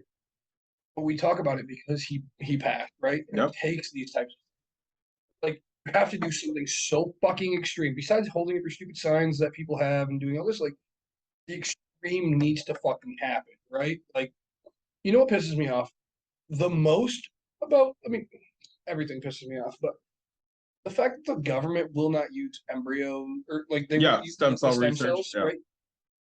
Like, Jesus Christ, That's asinine. like, proven to fucking do so much. We could cure things, So much, but we're not going to use that. you know, and with all right, with every humor, there's usually a bit of truth, Absolutely. right? Ricky Bobby says it in Talladega Nights. How long do you plan to live? I don't know. With my rate of income and the way that technology's headed, I don't see why I can't last 200-300 years, right? Like, again, income and fucking Yeah. like, you can do anything. Right? We joke about frozen fucking bodies and then coming back, Austin Powers, blah blah. Sure, it's not a thing, but like, these are things that could happen. Advancements can fucking happen. The world's not set up for that. No. You know, but they're already bitching about a population thing, and that's why I think a lot of this is happening. Mhm. Right? Because there's not enough fucking people being able to support the next generation and stuff like that. Everybody's afraid to have a fucking kid. But Can you blame them? fuck, Again, we worry about these kids, but you have a elementary school child. Jesus Christ, dude. Do you worry about somebody going and shooting up her fucking school? Because I would. More than I should. Yeah, Right? Like, that shouldn't be a fucking thing. Have you looked into the bulletproof I backpacks? sent that to you and I told you this is the worst thing that's happened to me today. Right. Right? Like, That's just fucking bullshit that you even need to look into it. And again, like a tear in we're my eye. gun owners. Yes. We're gun owners. Yeah. We shoot guns. We like guns. Yes. I'm sorry, not everybody should have access to a fucking weapon. Like, right? When we're drinking, we shouldn't have access to a weapon. Don't, right? Like, Right. We make sure, because I mean, dude, you and I have gone to plenty of fucking beer parties. Yes. Done things. We Somebody's did a bachelor party. we did a diaper and beer party for you. Was it for me? It was for you. And we went and we shot. Yep. And then we went back to your place and we drank and we played wiffle ball. Yeah. We didn't shoot after we drank. No. We literally grabbed the guns and we had quite a few that day. I think We did. I brought on, all of mine. You had a bunch. and then literally we go home, we lock everything, we Yep. zip everything, we throw it into safes. Everything is Nothing safe was within the safe. accessible. And then all of a sudden we're like, all right, we made sure we even double checked. We're like, hey, everything's out of the cars, everything's good. All right, cool. Let's start burgers. Let's crack a beer, right? Yeah. Like, everything. Let's go play wiffle ball in the Right. front fucking yard. We do these types of things, and it's just it bugs me so much that I have to sit there and think about that for my daughter with a bulletproof backpack. I say I'm waiting for another fun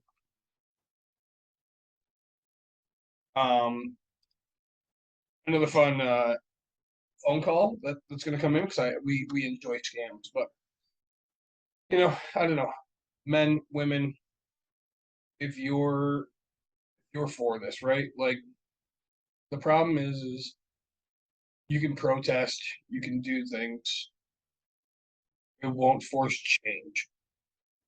Now, if you cause a huge labor shortage and you can afford, right? So again, it goes back to the rich people. The rich people can make the change because they can afford not to fucking work. There's not enough of them that are going to go for it.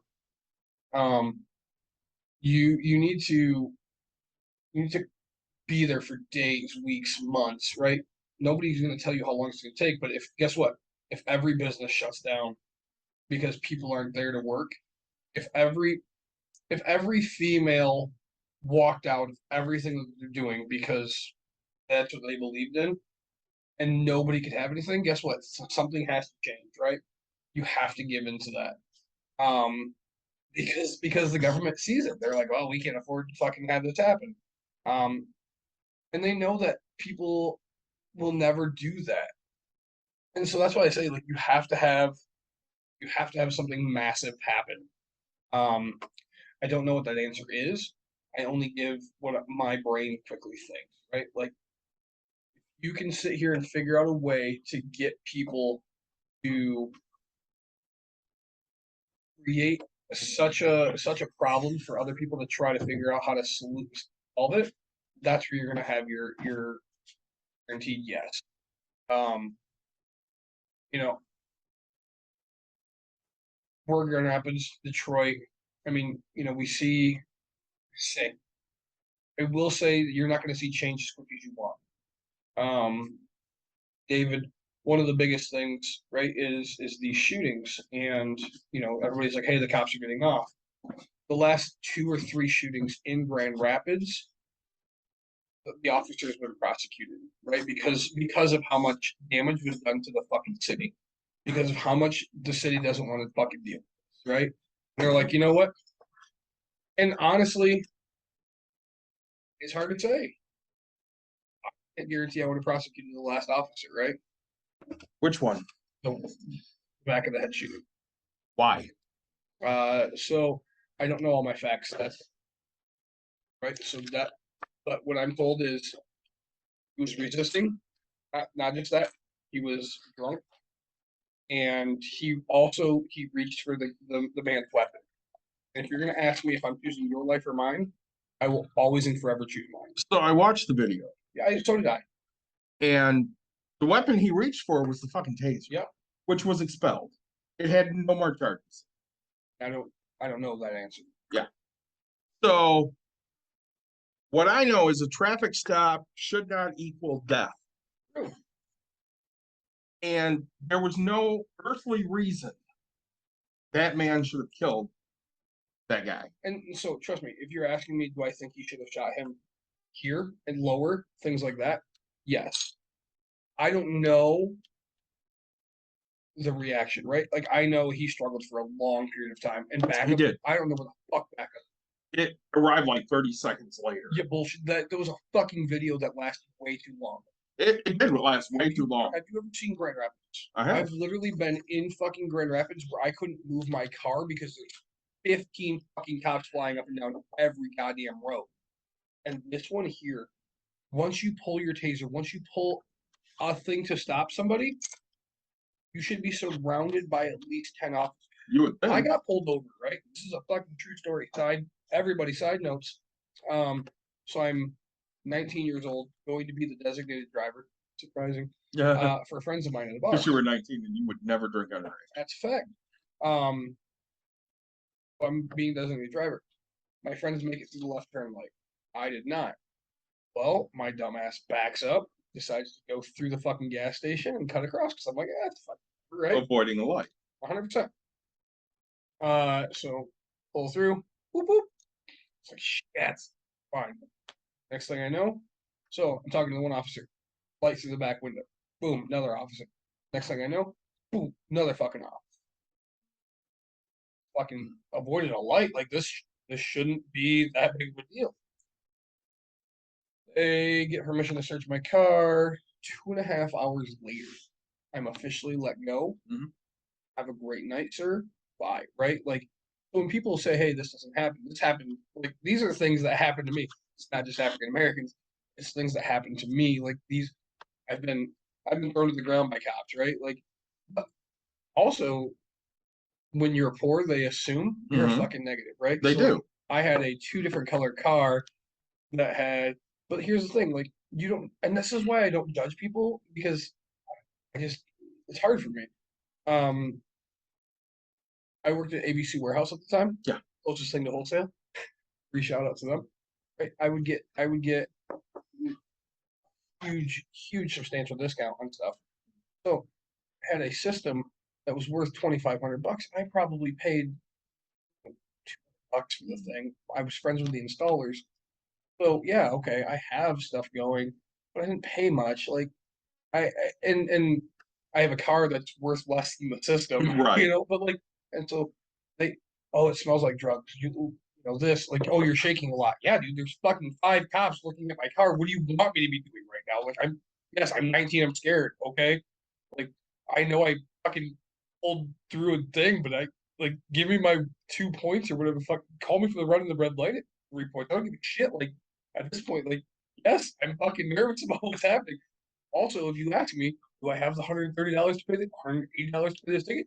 No, I'll find a way, but like, Jesus Christ, you know, like I can't say I didn't make stupid decisions as a kid. But that's the kind of thing that happens to me. I'll tell you the best thing I ever did. And this is Nick's get out of fucking jail free card. Buy a Chrysler Pacifica. Buy a fucking good looking minivan, not the shit rundown one. Right? Buy a family vehicle, right? Because I remember we were going like 90, fly by a fucking cop. Oh, that's fucking Chrysler Pacifica. You'll be fine. Like, you know what I'm saying? Like, once I had a car that like not too flashy, right? You can't Right. you can't go to the high end thing. You got to be right in that middle class. You know, hey, he's a hardworking guy that's getting by. Like, I swear to God, it's like their brains just Yes. don't see it. And you know, do I think they need to stop dealing with the bullshit? Yes, but I mean, right now, Kias are getting stolen in one other car. I don't remember, like all through Kent County. Mhm. You know, where are the cops on these, right? Like, Well, again, they're not preventing crime. They come after the fact. So I have a really good friend that's friends with many lawyers, but this one in particular, who is a public defender. They're someplace getting breakfast on the way to a Michigan and football or baseball. football. Cops there, says something to my friend. My friend answers, says something to his friend. Friend looks at him and goes, "I don't talk to pigs." That's right. And the cop goes, "What did you say to me?" He goes, "I don't talk to pigs. Fuck off, cop." Yep. And the cop went to say something. He goes, "Just so you know, I'm a public defender." And the cop goes, "Have a nice day, sir," and walked away. Yep. Have a great day. They'll muscle up to you 100%. Oh my God. until they know who the fuck you are. Bullshit. I'm a nobody, Mm-hmm. but you know I will fight for what I believe, Yeah, absolutely. and I will do it full willingly, and I don't care the cost because, like, I have spent $300 to fight for it. Yeah, Right. absolutely. Because I will always fight for my right. I will fight for what I believe.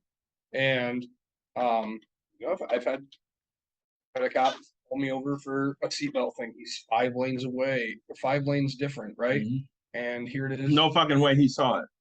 0 fucking chances. Yep. Fucking sun's in his goddamn face. Like, Yep. he pulls me over. I have my seatbelt on. You know, and cop. Oh, so I take photos, right? And I'm like, look, I'm here. I'm here. The judge looks and he's like, nope, cops are trained for this. And I was like, all right, nope, it's not a fucking thing. So finally, I was like, all right, I'd like to have this thrown out. And he's like, well, I already told you no. And he was like, nah. I was like, it's not fair. I dated his daughter. And the judge looks at him and he goes, what? And I go, oh, you know, he's getting back at me. I was like, I dated his daughter and he's not okay with that. Cop goes, sir, do you know this guy? And he goes, yep. And he goes, all right, case dismissed. Have a good day. I'm like, Jesus Christ, like, don't sit here and play this game. Like, I will make it personal. But you know, again, that was the same shit car. So, you know, I'm not in a position to sit here and money shouldn't buy it to you. Your power shouldn't fucking be a factor, right? It shouldn't be, but unfortunately, But it is. right, like again, Trump, dude, that guy used his power. He was smart about using his power because, well, we talked about it. I think he was impeached 3 times. Twice. Was it 2? 2 times. Right? And nothing happened. No. Nothing fucking came of it, right? Like, Bill Clinton gets a fucking blowjob from a chick, and they want to kick him out of office. This dude literally twice violates fucking criminal activity. Yeah, you know, colludes with Russia and then supports an insurrection. right? And you're gonna sit here and tell me that I say honestly, I see the problem here. The fact that again, you should have gotten Bill Clinton for death of a child, right? Technically, yeah, because I mean he had a blowjob, and That's a fact, how many little Vinnies and Debbies did he shoot out? right? I mean, but America is becoming this thing where people are so we don't need to be right, and I'm so tired of. And I've been talking about it. I've been trying to be very open because I'm trying to be a figure. Yes, mental health. 100%, right? Yeah. Not even just mental health, just health, like Yeah. Let's say emotional. and Same. Yeah. you Same. Don't stop looking at saying something as weakness, right? Like, there was a guy who his wife divorced him, sold the cell phone. He still owes $1,000 on it, and it's like, hey, officially it's illegal. It's in my name. I still owe on it. If you have it, I want it back. Blah blah. Blah. And some ladies just, oh, you're looking like an asshole. You're putting your stuff out there. And I was like, why is it that a guy's opening up for the first time and he's just saying, look, I'm going through some crap, and it's $1,000? Like, why is that? Why is Yeah. that so bad? It's and I'm tired of it being one-sided because right, it goes back to that white man thing with Dawn. Stop, like it, because it, whether you see it or not, like I am a white male, right? Like, sure, I'm not that white male, but the fact is I am a white male. Not all women think men are bad. Not all feminists are, against men. Not all people who, just as you said, 50 or 60%, and then the other 20% are like, I see situations, right? There is so many things where we could, if we talked, if we shared our opinions in a valuable way, people would listen. Well, and I want to get back into abortion stats in a minute here, but I want to go off on a tangent for a minute. So I think I told this last week, towards the end of the season, I had an issue where, my mental health was suffering, and I got really hammered and said some really mean things to a kid that's really important, right? And I talked to one of her friends while we were at Pride. Yeah. And she has told me time and time again, you know what, if coaching is doing this to you, you just need to get out. And I get what you're saying. You do. So I'm sitting there, and in the matter of probably 40 minutes, I get 2 text messages, one from a catcher of mine and one from a pitcher of mine. Catcher goes, hey, we're playing, near where you live. Can you come watch us? Okay. Pitcher, hey, we're having some infighting on the team. What would you say? Yep. Okay. And I let her read these, and I'm like, how the fuck do I walk away from that? I mean, tell me how to walk away from it. Well, you just have to. Sorry, life doesn't work that way, okay? I'm close to these 4 or 5 kids, okay? They'll be done in the next 2 years. I'm not going to get close to anybody else. I'm done with that shit. Well, when you had told me, right? Yeah. I had the same answer as everybody else. It's always that next one. And you keep fighting tooth and nail. No, I'm not talking to him. I'm not doing this. And until you're blue in the face, you're going to say no, right? Yeah. I'm going to sit here and go, David, as your friend, I know you. As a person who has been around you, again, and this is one of those fights that we'll have forever, right? You should feel the way you feel.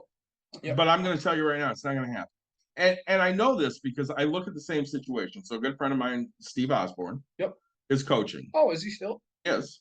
Nice. This is his last year. No. And every time I talk to him lately, it's literally like he's counting the fucking days. Yep. And I'll say to him, dude, it sounds like you're counting the days. He goes, am I that transparent? Yeah, you are. Because he's at the point where I fully believe Steve will coach again. Yeah. but he ain't Not coaching there. next year. Yeah. And he's probably not coaching the year after that. Yeah. And I told him, I said, hey, in a couple of years, I'll come be an assistant coach for you because I really don't want to be a head coach anymore. But I also am at that point where I kind of need a break. Yeah. I need to go and do some other things. Years is a long time though. It is, but I don't talk to the younger kids. I don't have relationships No, I'm with just them. saying, like, And in all honesty, even with the now seniors and juniors that we have, Yeah. I like them. I ain't going back for any of them. I'm going back for my pitchers and catchers. That's it. yeah, that's. I mean, that's who you're. I mean, you're a pitching and catching coach, I right? am. But, it's when you like what you do, it's hard to get away from, right? Like It is. everybody talks about retirement and they have to go out and they have to do things. Well, you love coaching too. Fucking absolutely. And you didn't do it for how many? I mean, you coached with 6 me in years. 15, 6 years. and then you didn't coach again until 22. So now, yeah. So that's 7 years. So yeah, she'll be 7 in August. Yeah. So I coached this year. and So how much did you love it? oh, more than I ever like. When my wife told me we got it, like, granted, she's like, "Oh, I'm doing it," blah blah. And it was like, and then she's like, "Hey, after this day," and I was like, Cool. I can be your assistant, but that's not how we do it. And she's like, "Well, you're gonna have to do this," and I was like, "I'm gonna put this clear right now. I am the coach. Will be my assistant. You don't like it, do not ask me for anything, right? Right. Like, and because the kids deserve more, and I won't coach. I would coach with you, Yeah. because I know what you give. You also like when we coached, I found out I was my wife is pregnant, and you knew what I was going to give, and you were still okay with You it. were not coming to any tournament. You told me that without any doubt. Yeah. And I said, yeah, I can live with that. Right? Like I had my like in the beginning though, I would have been the same guy as you. Like, Yeah. I mean, you found it. The kids even seen it, right? I would show up, I'm passed out in my car, right? Yeah. Like Not from drinking, just from being exhausted. right, like so here I am working, 3 a.m. I'd get there and I'm like, all right, I sleep, and then a kid would knock, but hey, Coach Nick's sleeping. Yeah, like I've literally like I'm here with you guys until 10 o'clock at night, and I get back up in 4 hours. Like, Yeah, do it all over again. yes, if I can catch 30 minutes, I'm gonna do it. And like the kids understood it though, after a while, right? All of a sudden they're like, oh, he really is like just catching a quick nap because that's Yeah. all he gets. Yeah. So like the kids can see it, and it's like I mean, granted, we got a little bit of money, but like it's not like I'm doing it for a life. Like, and that's so Yeah, the that's only, just it. We got a little bit of money. the only reason I'm thinking of paying my house off and just not giving a shit. Is because like I realized that if I just go coach anything I want to coach Mhm. for some money, as long as it's not like the private school I coached for, I will officially pay my property taxes and some utilities, and like I'm okay. And like, because I was thinking about it the other day, I was like, God, what would I do? And so I just made the post, right? Like, and we're looking for a summer camp counselor, Yeah, I saw that. and I miss that. I Yeah. camp counseled for years. Absolutely love it. I used to quit jobs just to go camp counsel. Okay, and now I'm sitting here going, huh? What happened to me? What happened to who I am? Right. Like, go back to the education system because we talked about that and how teachers suck, right? Mhm. No teacher. So when I had a counselor in school, right? Like not a therapist, but like Yeah. they call them counselors. School counselor. Yep, you're supposed to go to them and they're supposed to guide you in your bullshit. Yep. Right. Take this class. Yeah. Hey, what do you if you could see yourself doing something, what would you do? Oh, I'd either be a fucking PE teacher or a counselor for camps and stuff like that. None of them ever gave me the pathway to figure out who to contact, how to contact them, say, hey, I'm looking to start doing this. I need 50 grand a year. I want to be, I want to do this. Like none of them, still to this day, I don't know how to go make 50K a year being a counselor. Mhm. And I know there's places out there that'll pay you just to be a fucking camp counselor. I probably have to hook up to that. Like, dude, help me. Like, because I have a guy that runs a camp. perfect. He's one of my coaching colleagues. I mean, he stopped coaching because this took up too much time. Good for him. Like, this is what I have thought so hard about starting my own fucking camp, but I'm like, I don't want to do paperwork. I don't Yeah, wanna you do can talk. this. You can talk to this guy. I'll give you his 100%. information. Like, because guess what? I'm gonna brag for me for 25 minutes. I fun guy. Like devote myself to these kids. I get out there and I play this big bodies game, a couple 100 pounds. Like, right, like Same. I have been voted best counselor, most fun. Like the kids, the things they get from me. But again, I'm also willing to share my opinions. And I don't want to call it knowledge, it's my opinions. I have one girl, she's in high school. Emerson goes to gymnastics, right? And we talk, and I'm like, I think school's a fucking joke. I think this is how like this is why they teach you just to like. She's like, oh, I was so bombarded last year with homework, and I was like, I think homework's a fucking joke. It is. I was like, you know what? School is 8 hours a day, which is equivalent to a job. And I was like, these people are teaching you that you have to work past your job. I was like, well, they don't tell you what jobs you're gonna have to do that. I was like, honestly, I'll tell you, I know a lawyer, politician, and there's a couple other random things out there that you'll have to do work from your like 24/7, my job, 24/7 type thing. I get paid shit. Fact is like there's things that you can do, but like normal. If you go work in a factory, 9 to 5, you're a fucking just normal person. Your job, 9 to 5. You know, I used to work overtime. Yeah. A lot. You know when that ended? When they made you When they made me salary. Overtime ended because you don't pay me for that anymore. So you know. Sorry. Yep. So I want to get back to some stats here. Yeah. In regards to abortion and Roe. So things that people may not know. 59% of women who seek abortions are already mothers. Yeah. 59%? 59%. Women who seek abortions are more than 3 times as likely to be poor. 49% are poor, while the national poverty rate is only 12%.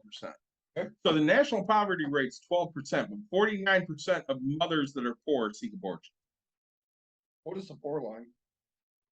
Poverty is Poverty's crazy 20, fucking 20 low. or 19, I think it's 19. Is it? Yeah. Really? Crazy fucking Yes. low. And then what is considered poor? Probably under 30. So I mean, that's just a guess, but Sure. again, if you look at, so Grand Rapids is an area, what would you say median rent is here? median rent? Yeah, 1,500 maybe. No, God, no. Well, Grand Rapids is a little different, but if you say Kent County, Okay, Kent County as a whole. 12. 12. Okay, so 1,200. Average, right? Because I mean, you got some used and you got some. So you have to make 3 times that, right? Correct. So that's 3,600 a month. That's correct. So do me some quick math here, Nick, because you have your phone out. Yep. How much is that per hour? So you figure 160 hours. 3,600.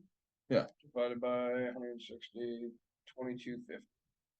You have to make at least that just to make your Just to be able to rent. But that's, I mean, right. And I fully agree. Mm-hmm. You can't go away from that statistic. But we go back to my problem with America. Back in the day, women at home, men Yes. for the majority. Yes. Right? You got the outliers. Until the 80s. Correct. Right? And then all of a sudden now it's like, oh hey, I'm a single woman, I'm a single man, I'm gonna do it on myself. Yep. Like, and so everybody wants the old numbers, but you have double the income, right? Like, so majority of people have double the income.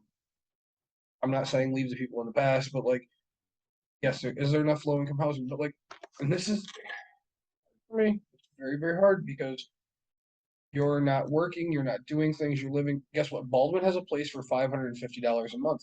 Currently in today's fucking thing. Yeah. You can get first month free, fucking move it. $550. Yeah. Middle of nowhere. It's not bad, but it's not fucking Grand Rapids. Right. I'll tell you that, but like, go, right? Like you'll live much better. Well, we talked about the place they are trying to build here.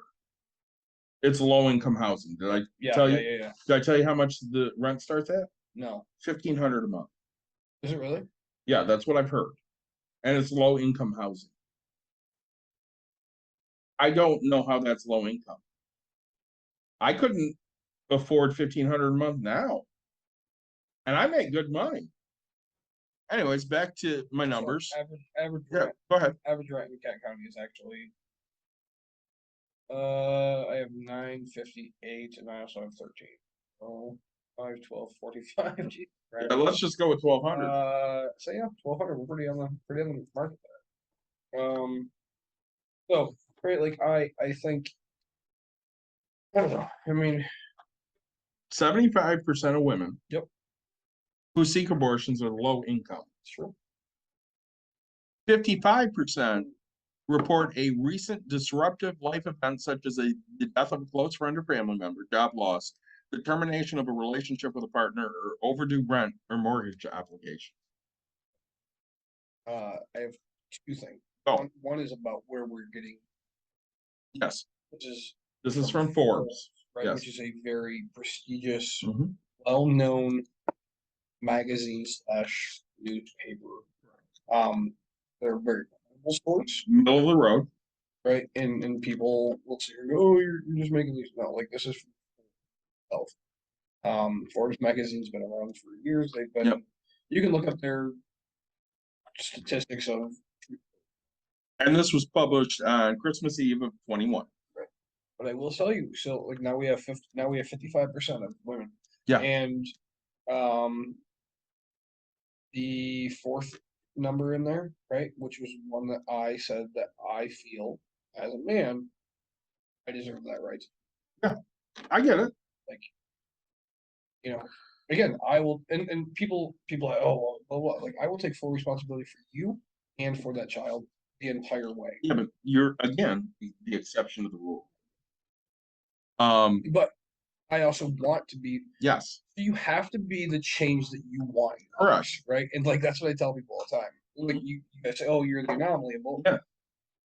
I want to be because I want people to be better. We do this show because we want people better. We look at people and we say, this is what you should aspire to. But how many people really want to take that? So if we get 1%, we're happy. Case in point, Yeah. John said to me today as I was leaving, I think you guys should recap the episode at the end. And I'm like, why? Because I've heard from people that you have a lot of good information, but it just takes too long to get to the good information because you guys are talking all the time about so many random things. And I'm like, yeah, we're doing a show. We're talking about what is interesting to us as well as giving information. If you don't want to listen to us for 2 hours, that's not my fault. It just is not my fault. But we've talked about that. Yeah. Because I think we should not recap, but like I think we need to figure it. So anybody listening that wants to help us out, we are looking for somebody to go through and take snippets of everything that's sidetracked. Right. And just say, hey, these are the This is what you need to hit. This is the point. These are the facts, right? And If somebody so wants to do that for us, please reach out. we don't currently have the time or care. Well, again, we did an episode on Tuesday. And I'm like, this will be up on Wednesday. You know when it got up? No, we got up yesterday. Right. So I'm busy. I have other shit to do. like it's not that you guys aren't a priority, it's just that it's something we do for free. And if we were getting paid, we'd probably do a little more structure. Absolutely. Right. Like, But yeah, we do this for free. Because again, we want to impart our knowledge on other people because we want to bring everybody up. So here's some more stuff because I love numbers. Abortion legalization particularly helps young and Black women. Studies show that the expansion of abortion access reduces teen motherhood by 34% and teen marriage by 20%.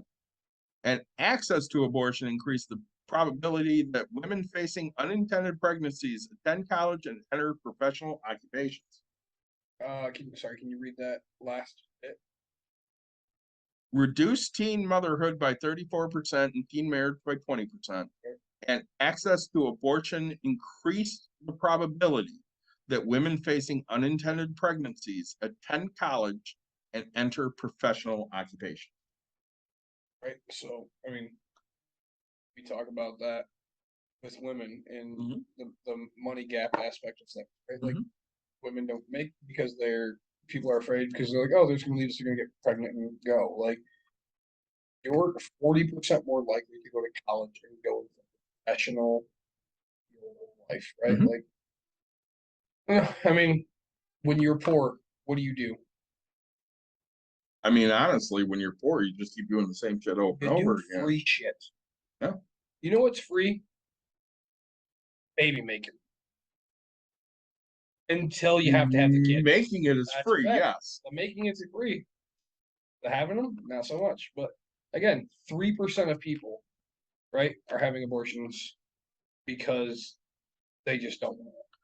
So Black women experienced a 20 to 40% decline in maternal mortality due to abortion legalization, which basically means Black women die 30 to 40% less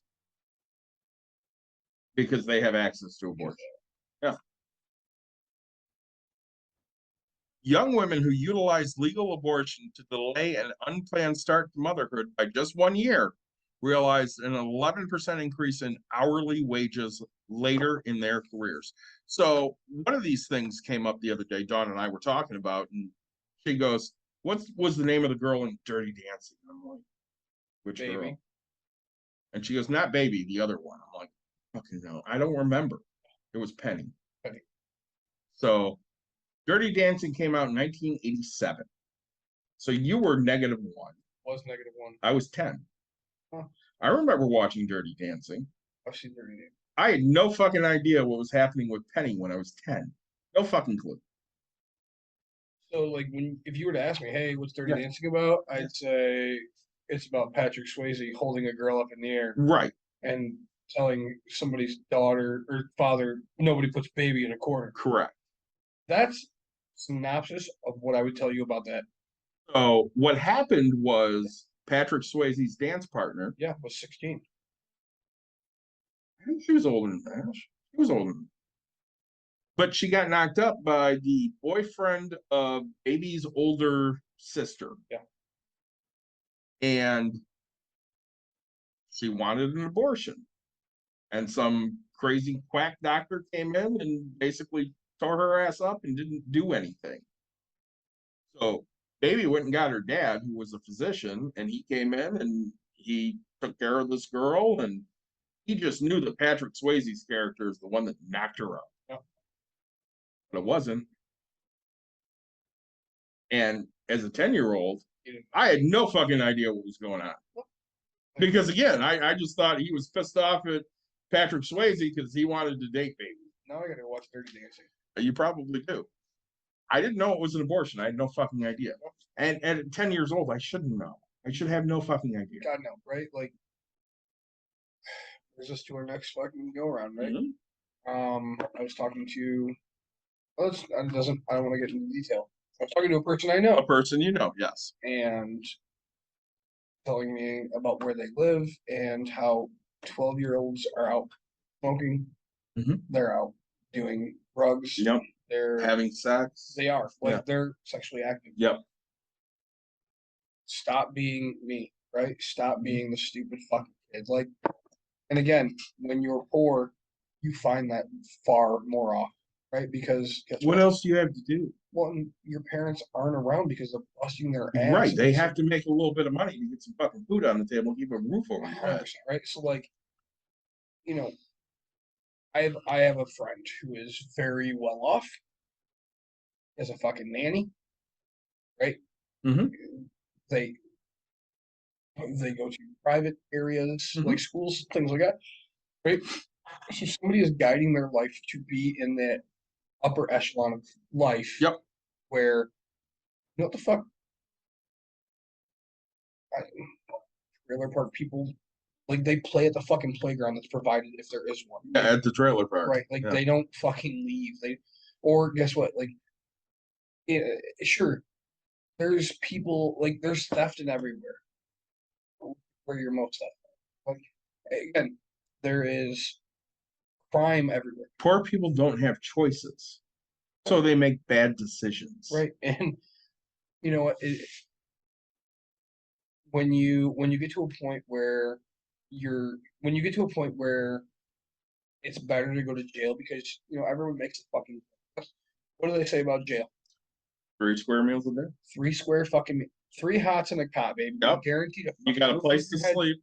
And 3 fucking meals, right? So there's some people out there who literally, why not, right? Like, How many people that get out of jail commit a back in. crime to go back in? 100%, right? Because this life is completely different. So So again, you can look at a movie because I love movies. Yeah. Shawshank. 100%. Red gets out of jail and is ready to commit a crime to go back because He doesn't know how to exist outside of jail. And I'm the first to admit. I looked at a property when I was very new into real estate. Mhm. I thought it was gonna be big time. It's probably 8 units. And this was when I say it's 1 bedroom, I mean it had enough to fit your fucking twin size bed. It had a stand-up shower and a toilet you and I couldn't fit on. And I mean that in a nice way. These were fucking shit. When I say 7 units, like, but and the guy comes to me and he's like, hey, I'm gonna be honest about it. Like, people who are coming out of jail, getting in back into the system. So like a halfway house. Kind of, yep. And I was like, yeah, that's fine. And then I like myself because I know emotionally who I am, right? Like, I will tell you, going through those, I should have bought them, not to help the people, but like people had nothing. And and I'm not meaning it in a negative way. Like, they just couldn't destroy anything because like, guess what? Once like, and he goes, look, you have to be on them. You have to do this. You have to do this, this, this. And I was like, well, I'm not a fucking babysitter. Like, and right, like they just that's what they had. And I think there needs to be more of that type of stuff out there. Oh, absolutely. Like, but here's my tip for the day, because I try to give one every once in a blue moon. Nick takes felons. Yep. Okay. Most do not. Yep. Okay. If your felony is new, a tough one for me. Felony is older. Does it depend on the felony? Okay. Yes, it does. And I'll be honest with you. So I mean, if it's a rape, you're like, no. Pass, right? Like, Right. if it's sexual assault, or if you're a child molester. Yeah. I have other families that come in and I need to. Yeah, you need to worry about them. I care about those more than I care about you. That's just an asshole way to say it. But if like so I almost reached out and I didn't. So here's the red flag. Stop doing this, people. Okay. Person goes, hey, I'm looking for a felony friendly landlord. I'm looking for a new place. All right. Keep reading. I need a place ASAP, blah, blah, blah. So like when you need a place yesterday, there's a reason for that. And 99%. It's not good for you. There's 1 fucking percent. Okay. There's 1%. I'm not willing to risk my whole fucking stake on 1%. Okay. I play fucking roulette. I don't play inside numbers very often. I do once in a blue moon, but like I play black and red because that's 49. Right? Yeah. I like to live dangerously at 49% fucking chances. Again, we're gamblers, but we're gamblers in the right way.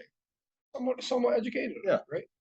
So, but if this person would have said, hey, and they said, hey, my felony's 10 years old, blah, blah, and I was like, that's not bad. And I've done it before. Here's an example. I don't have any names because I don't remember the person. Person comes to me and they're like, hey, we want to look at the place. Yep, blah, blah, blah. Everything passes. And they're like, hey, I have to be honest. I have a felony. And I was like, that's fine. Because my brother doesn't listen to this. My brother is a felon. Okay. Okay. Yeah. Fine. My brother's a great person. I would agree. Awesome human being. When he was young, he did stupid shit. So, I have a friend that's a felon. Nothing wrong with that. A renter Oh yeah. of mine. Yes. So, right, like What, he used to rent a room in your house? that too, Yeah. right? But like, so the couple was talking to me, and they're like, "Yep," and I was like, "Hey, how old is it?" 11 years old, something. No big deal. Honestly, back in your 20s, completely different person you are in your 30s. Because at this time, like here I am 36. You're not the same guy you were at 22. I mean, no. I like to think I am, but I'm not. I'm going to turn 45 next Tuesday. And I'm not the same guy I was at 36. It's crazy, isn't it? Honestly, I'm not the same guy I was at 41. Well, yeah, I mean, you've gone through a lot of different things, but so that being said, right, like, and so the person's like, oh, hey, I'll just pay you 6 months ahead of time. Again, red flag. And I was like, look, man, I don't need your money out front. I don't want your money out front. I actually prefer payments monthly. And so I've never done this before, but I did it. said, look, I have to run your background, have to do everything. Yep. And if everything you've told me to this point is true and nothing else pops up, nothing's different, nothing's changed, consider your guys' place. Yeah. And This is not going well, is it? right. So then, I was like, hey, you have a place. Like, I'm glad to shake your fucking hand. I will look at you no fucking different. Yep. Like, and so we go, and he's like, finally I talked, and I was like, and he's like, no, let's just do this. And I was like, look, never done this before, but if you pass and you're not lying to me, because I don't fucking deal with liars. You and I both know this. Yes. Don't do it. Don't lie to me. Same. Don't lie to me. Don't fucking just come up point blank honest. Sometimes I don't want to hear it, but and he goes, and I was like, look, if you're telling me the truth, absolute truth, nothing comes up, I'll refund your fucking money. Mhm. Right, for your background checks. Anything doesn't pass, you're paying for it, and I go run background. Felony 6 months ago, felony fucking year and a half ago, blah blah blah. And so called him because I'm not afraid, like I'm not gonna text you, I'm gonna call you. Right. Hey, this is what I found. This is what it is. You also owe this, you also owe this. It's not gonna work out for me. I'm sorry. And advice I'll give you is do not lie to the next person. Right? Like you promised me till you were blue in the face. And I also gave the benefit of the doubt because I said, Yeah. look, and they promised me that I wouldn't find anything. They promised me that this would happen. Like they're like, no, this is the only thing you'll find. It's like, and honestly, you have so many other things that came up. If it would have been it, I would have been the guy. I would have been the land. I'd still be their landlord today. Like, Yeah, but the problem is, Yep. if you lie, Yep. that just blows everything out of the water. One of my best friends, okay, Mhm. was into real estate for quite a long time. Okay. And we had this conversation because I said, hey, this is what I'm willing to do. And he goes, real mature of you, Nick. I will never because that's what friends do. And You don't find that offensive? no. And he looks at me and he goes, you know who my best tenant ever in the world was? I said, no. He goes, 50 guy. He goes, he murdered a guy. He goes, he came up to me and he goes, hey, I just wanted to let you know, I've been to prison. I'm out. I did my time. And he goes, and my friend goes, all right, I guess I have to ask. Was it for? And he goes, it's for murder. And he walked him through the entire thing. And he goes, I took a chance on the guy. He goes, I shouldn't have, but I did. No, he goes, no, normally, like as the landlord, you shouldn't take that risk because it's not worth it. And all of a sudden he goes, yep. He goes, the best fucking tenant I've ever had. He goes, he was with me for years and years. Best thing I've ever done. And sometimes you have to take that risk. And you have to because, right, if you come to me full truth, full honesty, and you're opening yourself up to me, I will, right, I will listen and I will say, hey, what I'm willing to take on as a risk and what I'm not. So that I guess that's my tip. Number one, be very honest all the way through it. Number two, quit saying you need a place right now because no landlord wants a right now kind of a person because that means there's something else that you're hiding, that you're like your trouble. And I'm not meaning that in a negative way. Yes, I get there's certain things, but oh, I've been searching for 3 months and we can't find anything. Okay, that means you've applied to places and they've denied you. If somebody else has denied you and you're getting to me, who's a private person, that means I'm gonna find something, right? I don't know. I think these statistics on Forbes is crazy. Like, you're gonna tell me that you have a 40% chance to go to college and get into the working professional fields. That's a huge statistic. Right? The 75% of women seek abortions are low income. That's, again, it have the knowledge and the understanding that they don't want to bring a kid into this world to be poor. They already know the struggle, right? Being poor is not easy. And everybody David and I fight about it all the time, where I say, you can struggle to get out of poor. Like everybody has the opportunity to not be poor, Do you have the knowledge? Do you have the drive, the will, the want? Right? Like, I've risked my whole life to get where I am. Is the risk worth it? Sometimes, but like, it's emotionally fucking draining. Like, I come on here and I say these things, right? Like, we talk about my real estate stuff. Like, I can't tell you. Like, when I get a person, it's very, dude. That story I just said, like, it's very disheartening when they lie. Like, because Totally. you want to fucking help. Like, God damn it, I want to help you. Well, again, we're empathetic people. 100%, right? And And that's what sucks about being us. empathy is fucking weakness. It is. But don't, again, if you ask me if I'm gonna drain myself or if I'm gonna drain you, you're not gonna, No. I don't know. It's also what makes me want to raise fucking my rent. So I'm gonna go home and write those letters soon. 27th, yeah, I say actually, they're gonna have to go up in August. I gotta do it. And that's understandable. It's just gotta happen. You're not looking at raising it like 40%. No, it's not even. God, it's 5. Yeah, exactly. It's it won't. I think at the time I might do a $50 raise because it's been a while, so I really think it's gonna be a 7.5% raise, right? Like, which is nothing. So some more stats, because I love stats. 75% of women who seek abortions, low income. I just read that. Yeah. And 55% report a recent. Yeah. Oh, we We read did both that, of yeah. those, didn't we? Because we Look talked at about the relationship with partners and stuff, and then we went back to the 40, 28 or to 40%. They go into college and go into the professional fucking. Yeah, that's great. Like, why if David, so here's the honest to God truth, right? Like, Yes. let's call this out 100%. David, Caitlin is your daughter. Yes. Did you father No. from sperm? No. Right? Not a bit.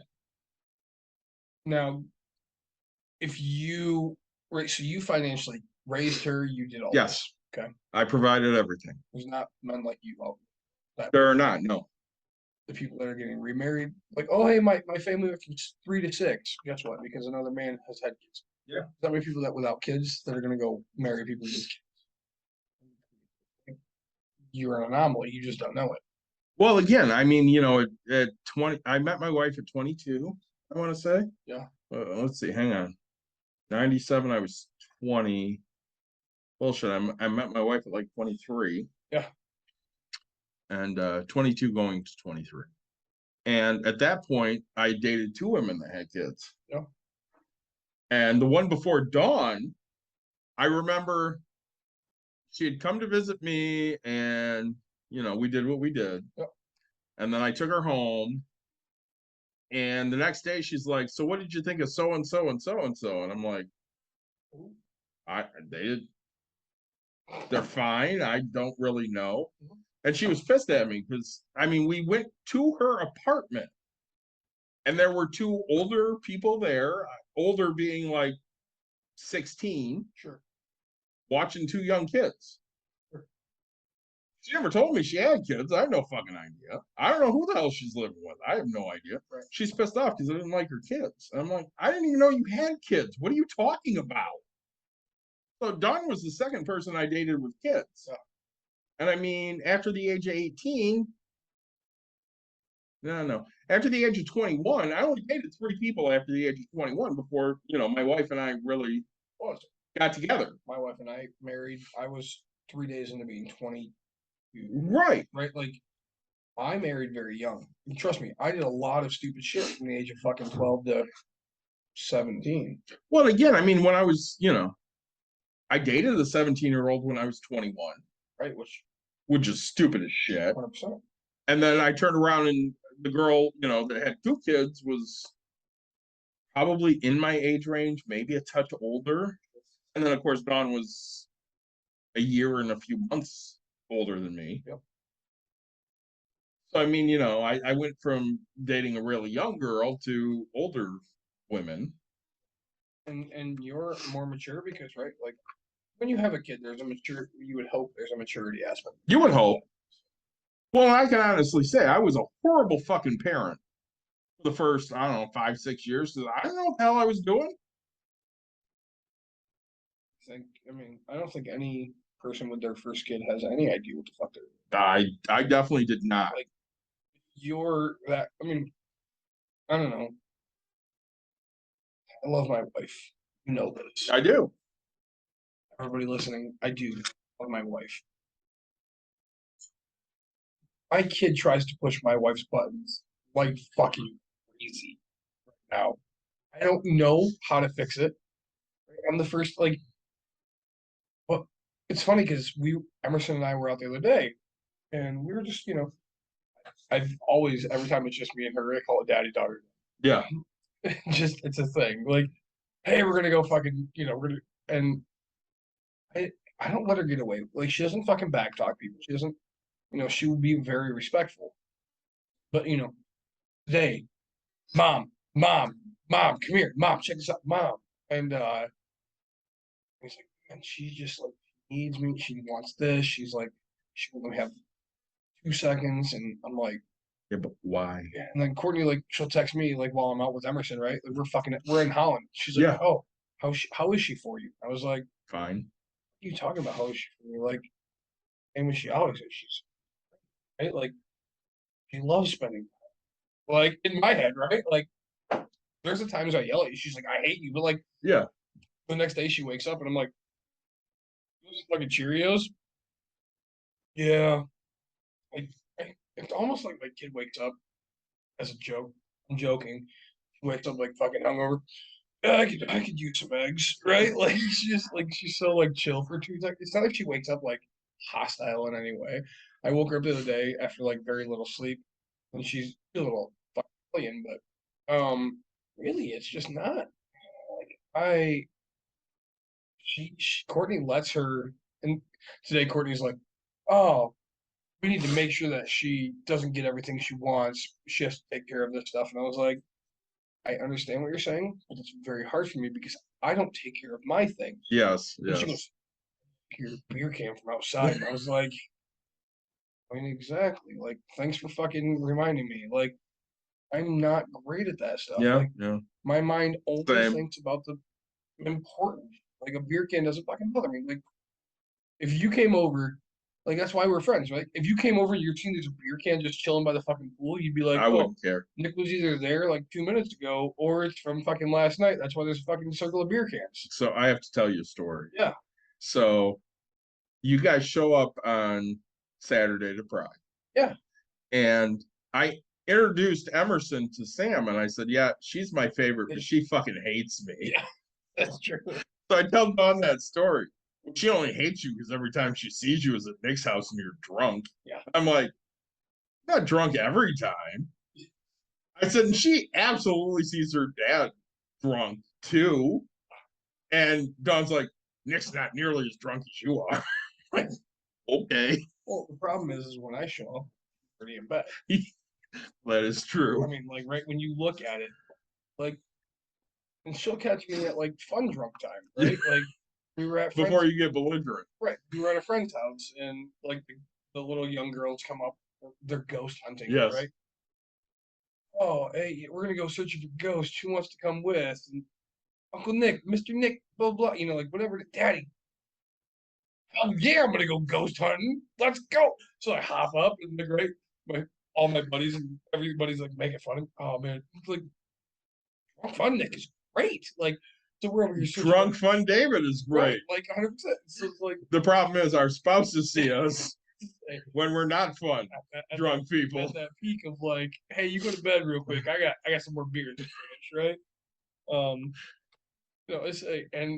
It's a matter of, I don't know, like, if you ask me how do I help my own wife, I don't know the answer to that, but I will Same. I will tell you that, so she's telling everybody right now. I took her to Golden Corral Sunday morning. Yeah. Oh, we went to this huge buffet and I ate this and I did that. She's like bragging to everybody. And I'm like, granted, I wasn't hungover, but like that's normal hungover Sunday for me type thing. And Right. but Courtney doesn't, Courtney would be like, all right, let's get up. And she tries to give a routine, which is probably where I fail, and like that's where I fail her, right? Because it's like I don't know. Courtney will be like, "Hey, you just go relax and you go have fun." Like once I wake up, Emerson, are you dressed? No. Like she woke me up on Sunday. Mm-hmm. Okay, so this is how it goes. So Courtney will be like, "Oh, it's all right. Just go sit by the TV and blah blah blah and do whatever." Sunday comes around, and she goes, "Dad, here it is, like 7. Dad, wake up, Dad, Dad, yeah, come on, how are you to sleep?" I was hoping for like I don't know, 10 more minutes, like fucking give me something, So like I'll tell her that, like that's how I said it too. I was like, I don't know, like all right. Then all of a sudden, like my brain kicks in, and I was like, "Are you dressed?" She's like, "No," and I'm like, Why are "Okay." you bothering me? Like right, like number one, get ready, like get dressed. Why? Why? Because we're gonna go somewhere. Like I instantly want her to understand, like, and that's how my brain thinks is like, I want you to be ready for everything before you interrupt me. And so I was like, hey, I need you to go get dressed. I need you to make sure your teeth are brushed. I need you to do this. And she's like, okay. I lay there for a couple seconds, stuff. He goes and does a couple things. Dad, what? Come on, where are we going? Right? And I'm like, I throw my shorts, on, Yeah, throw my literally shirt on, takes you and I 2 seconds to get ready. 100%, right? And so I'm like, cool. Where's your sandals? Why aren't you ready? I'm ready. Like you see my shirts, my shorts, everything. My sandals are on. My keys are in my hand. Why aren't you ready? Emerson, if you're gonna wake me up, you need to be fucking fully content, ready to go at any point. Well, I don't know. We're going somewhere, and I was like, always plan for that. Always be ready. I was like, where's your sandals? I don't know. Cool. Wake me up when you're ready. Like um, but Courtney would be like, nah, let's just relax. I'll do this, and I was like, nope, we're on the go. Like I want you to be excited. And I don't know, Courtney gives me crap for that sometimes because it's like, oh, you just always buy her love or do whatever. And I'm like, no, like if her expectation is me to spend time with her, I want to fulfill that expectation. That's my daughter. Doesn't I don't and there's times where she gets disappointed in places, right? I'll go to the fish ladder and I'll just chill there. Like which is downtown Grand Rapids. It's called the fish ladder. It's like a little dam, and then during salmon time, fish jump up it. And so she'd be like, she'll sit there for a couple minutes. I'm like, hey, and Dad, I'm bored. All right, talk about this. Look at the view, take in life, understand what's going on. It's not like everything we do is, like full fun activities. And there's also a problem that I'm hungry and fat. So like we went to Craig Cruises the other day That will happen. because I'm like, and I understand that like buffets. I realized the other day why I like buffets so much. I don't have to wait for my food to get cooked. Yeah. It's already done. So we went to Craig's Cruisers because I'm like, hey, let's go to Craig's Cruisers. And she's like, okay. And then she's like, hey, let's go do this. And I was like, nope, we eat first. If you eat good, then you can go do activities. Which I've already bought in the activity card and stuff like that. Of course. Because I know. And I'm like, hey, these are my expectations. And so I set the expectations ahead of time of what I want, what I need. And then honestly, everything else after that is your freedom. Right. And with a buffet, like it keeps you entertained. I can eat because we're both. It's ready. We're both eating. We're not waiting. I eat 20 times faster than her, and then by the time I'm done, she's guaranteed to be done. I'm full. Can I have ice cream? No. I need you to eat this. Well, I don't want to. Fuck it. I don't care. We don't have to do activity. We don't have to do these things, right? Like everything I do, I entice her with a why and how, right? Mhm. Like how do you earn what you want? How do you get what you want? And why am I doing it? Body needs nutrients. You eat a salad. You like salads. No, I don't. You eat a salad once a week, guaranteed. Like twice, like whatever it is. Yeah, okay. Well, so like kids don't remember what they like, right? Mm-hmm. Hey, there's lettuce. There's also ham. I don't like ham. I know that. There's ranch dressing. Oh, I do like ranch. You like eggies on your, we call them eggies, right? They have hard boiled. You like eggies on your salad? Yeah. Hey, they have pickles up there. Want pickles? I like pickles, right? And I'm like, see, exactly. Like, you'll get it, you'll understand it. And so, I don't know. We had that same problem when so I am not a patient person. Really? Very much not. But like when Emerson was born, I would just sit with her on my chest, take deep breaths. Mhm. Courtney is an anxious person, Mhm. which I'm not anxious. I'm like understand how to make so like she would cry with her and do this. She's like, I don't know how to get her to stop. Don't ever tell a woman to relax. I'm like the kid can feel it. I'm like, she passes out. I'm like there's a million photos of like because again Yep, seen it. I was working at 3 a.m. Yeah. 2 a.m. All right, both of us are passed out. Like, and she's like, how do you get to do it? And I was like, I just take deep breaths and we're both out in 2 seconds. Yeah. Like, so, oh man, I wish you would have given. So the process. So, You're back on that. can we vote that? Oh shoot, can we vote that out or what? So what you can do is, if you're in the Grand Rapids area, tomorrow you can Kent go. County. Well, I mean, Grand Rapids. Kent County's big. It's the Kent County prosecutor. It is, but if you're in the Grand Rapids area, Yeah. tomorrow at Brewery Vivant, they're going to have the petition there, and they're going to give you a free beer if you sign the petition to put on the ballot in November women's reproductive rights. Oh, okay. So I've already signed that. I can't sign it. You can't sign it twice. And I can't sign it in Kent County because I'm Ottawa County. Well, that would be an issue, yes. I signed for Kalamazoo County. Kalamazoo. Are you claiming that address? That is my permanent legal address. Really? It is. Huh. All right. That's what my license says. That's I live at. I'm not going to give the address. You almost did. In Plainwell, You do. which is the last. Known address. So. Well, no, it's the northernmost county road in Kent County. Yep. It's the last county road in Kent County, or Kalamazoo County. Yeah. Huh. So that's my address. I filled it out. So when I did it at Pride on Saturday, and I get up to the girl and I said, "Hey, do you got Kalamazoo County?" I said, first, I'm like, "What is this for?" And she tells me, I'm like, "You have a Kalamazoo County?" And she goes, "Let me look." And she flips through and she goes, "I'm out of blank pages." "Hey, Mom, can you give me a blank page? We need Kalamazoo County." And Mom's like, "Yeah, I'll go get it." So she leaves to go get it. I said, "You got Kent County?" And she goes, "Yeah, I do." I said, "Good. Caitlin, sign that." Yeah. And she goes, "Okay." And she signs it. And then Mom comes running back. I said, "Honey, you don't need to run. I'm not fucking going anywhere. I'm gonna be here a while. Yeah, I'm waiting on you." Yeah. So I filled it out, yeah. Right. Emerson. So multiple things about Holland Pride. Mhm. We had a great time. It was a really good event. It was actually very good. So I get hit up, right? First thing is we're walking down the street. "Hey, sir, you got time to sign some petitions?" And I was like, "What are they for?" Because I always listen. Yeah. One is women's reproductive rights, and I was like, and he lists 6 of them. Yeah. And I was like, all right, let's talk about this because I will not sign without your.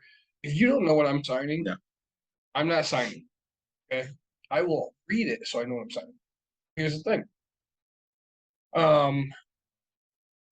I signed the women's reproductive rights. I signed the veterans with the ability to vote when they're not stationed. You know, when they're Yeah. whatever. I'd already actually signed the other ones, except for the one. So the guy goes, "Oh, we're putting on a thing for you can get a scholarship for low income, blah blah.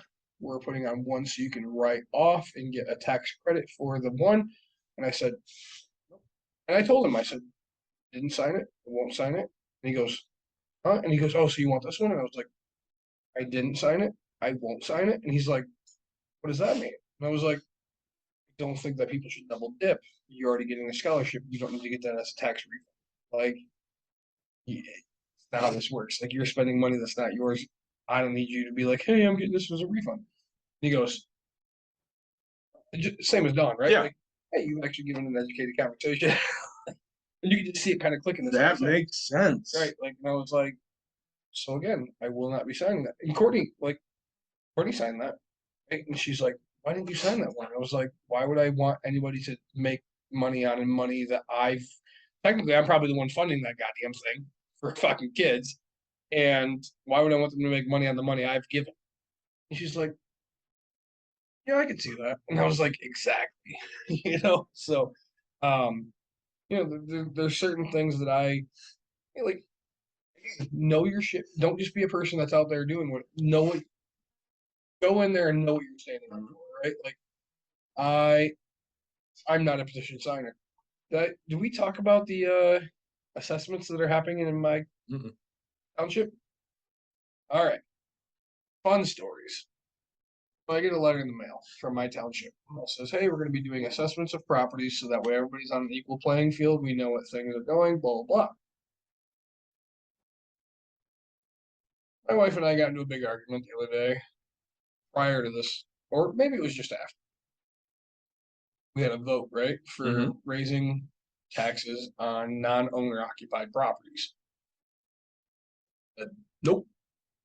And as we were walking in, I said, "Hey, make sure you vote no."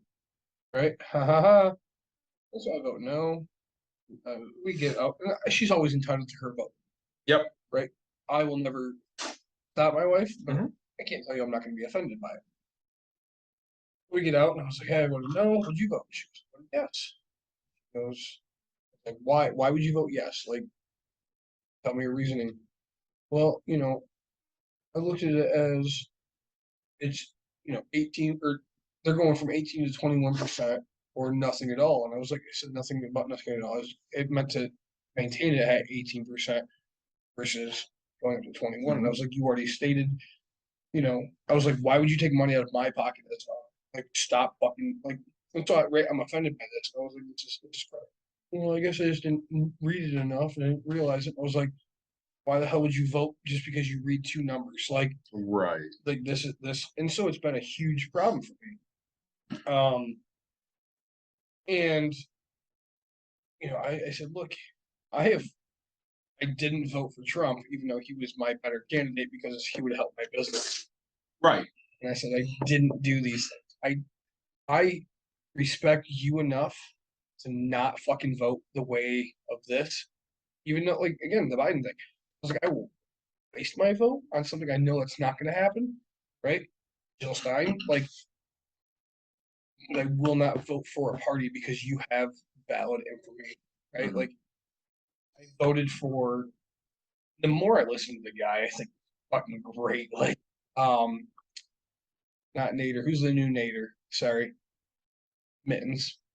No fucking idea. Mittens. He sits in the chair. Old guy, Bernie Sanders. Bernie. Yeah. I think Bernie's got brains. Bernie does have brains. It's coming from me. Yeah. Right? Like, I wish he would get into a party. Like, say. Well, the problem is he's 900 years old. I don't care. The fact is I know that he's smart enough to pick a fucking candidate that's running with him that will be enough to him that I'll be happy. Right? If that makes sense. Like, I've listened to him talk multiple. He's done things like TED Talk. Yes. He has done, and the more I listen to him, I'm like, God, I respect you because you actually seem to like give to, like, he reads. Oh, he cares. He reads this petition, right? Like, he reads the full thing, not just 1821. Like, and he thinks about who it impacts, is why it impacts them, how it impacts them. He has no problem telling you, hey, look, I'm not going to penalize this person for owning a property, but I will penalize this. So anyway, back to the story. So my wife votes this. And so I tell her, we get this message from the township that says, hey, we're doing assessments. Hey, you've got to call the township. Tell them, my fucking property, I'll prosecute you. Trespassing. Right? And she's like, okay. Right? Because she doesn't want to fight with me. Apparently she didn't do it. I got so my in-laws are watching my daughter that morning. Okay. I showed up home for lunch type thing. Two young kids who don't know their head from their asshole. We're on the property. I'm right there. Yeah. I pull into the driveway and I get out and I was like, hey boys, it's really awesome to see you, but go ahead and get out. And they laugh. And I was like, that's a hard no for me, right? I was like, go ahead, see yourself out of here. And they're like, ha ha ha. And I was like, let me try this again. Hey, we just spilled beer. That's alcohol abuse. Yep. Okay, you keep telling your story. I'll go get some picked out. So I was like, hey, that's gonna be a hard pass for me. Get out of here. And all of a sudden, the one kid goes, well, we're working with the township and blah, blah. And I was like, I know exactly what you're doing. I know why you're here. I don't want you here. Like you're not gonna assess my property. I'm not gonna tell you a single thing about what the inside looks like. You're not gonna sit here and measure things. The government, like I was like, the township's not gonna raise my taxes or sit here and say, hey, this is why the assessors just put this property at this price. And I was like, so again, I'm gonna try to be nice for the third time. You can go left, you can go right. You're not doing it here. Their faces all of a sudden got that I was being serious. Because again, there's 3 little kids and 2 other people that shouldn't be part of this conversation Right. on my property. And they're like, oh, okay, I fully understand what's going on. Like, so they got in their car and I was like, yep, don't come back. Don't touch my property. Don't be here. You're not fucking me over, right? Like, granted, the problem is I said, trust me. I know that once my taxes go up, I'm gonna be the first person to sue. And I was like, I will sue the county or the township for raising my taxes and from their new assessments because everybody else around me. I was like, guess what? I told you no, you're not gonna do it. And they're like, I was like, it's nothing you have to do with. You're not gonna be there. And they're like, oh. Like these kids couldn't understand it. Like the fact that I will stand up for everything I believe in, right? It goes back to that. Like, and so I've already called my lawyer, right? And I'm like, hey, when I get my next tax assessment, even though it's supposed to go up 3%, I was like, we're gonna sue. And my lawyer goes, are you shitting me? And I was like, yeah. I was like, normally I only use them for like getting evictions and stuff. And I was like, hey, new fun one for you. And he goes, all right, at least I get to change. So I'm gonna spend $9,000 to save, $200. It's the principle, It's 100% the principle, right? Because the government doesn't have rights to access my property unless there's a war going on. They don't have any rights to do anything. And I'm frustrated by it. So I'm gonna go clean up a spill real quick. You guys have fun with David. Yeah, I'm gonna talk more numbers because I love to talk numbers. So typical abortion recipients are in their 20s, single. Really? Yeah. And already has at least one child while living below the poverty line. A common misperception is that most abortion recipients are teenagers. And when we look at survey data from 2008 to 2014, the estimate is only 12% are between 15 and 19. Okay. Which again is in the vast minority. Okay. Same percentage as women who are over 35 is the percentage of 15 to 19. Okay. So we're at 12% either way. 60% were in their 20s, 55 not married or living with a partner, 49.4% were below the poverty line, 59% had at least one child. So you're looking at 50% of the people that have abortions are below the poverty line, which, because we like numbers here, I'm going to look that up. What is the poverty line? So 2021 poverty line guidelines for the 48 continuous states. With one person in the household, it's $12,880. Oh. 2 people, Nick, it's $17,420. You have 3 people in your household, Nick. You want to know how much? $21,960. Jesus. I mean, literally no fucking money. Oh. Okay.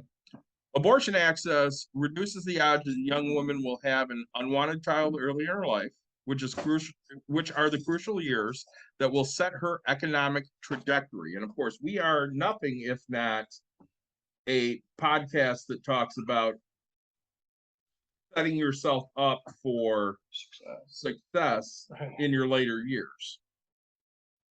So, in a review of data collected over the decades, after abortion laws changed in the 1970s, economists found that access to abortion reduced the odds of dropping out of school being unmarried, and living in poverty, especially amongst Black women. So again, reversing Roe hurts poor people. Yep. Because we already know rich people are going to be fine. Let's say there's countries that will allow it, right? Yeah. I mean, and if you can afford to get to a country, you're going to do it. Well, again, I mean, if you look right now on any social media site, people will say things like, hey, if your state's against midnight gardening, Yeah. my state is not. You can come to me and midnight garden as much as you want. I'll even help you. Well, that's, I say, I don't want to compare it to that type of thing, but like, I don't either. how many times have you seen me post that? Yeah. Like, I mean it, right? Like, if you need to claim residency, it's all fucking you, right? If you need a place, I will vouch. Yeah. Hi, I'm Nick Watkins. I'm a property owner, and I will fucking guarantee you a rental of some sort.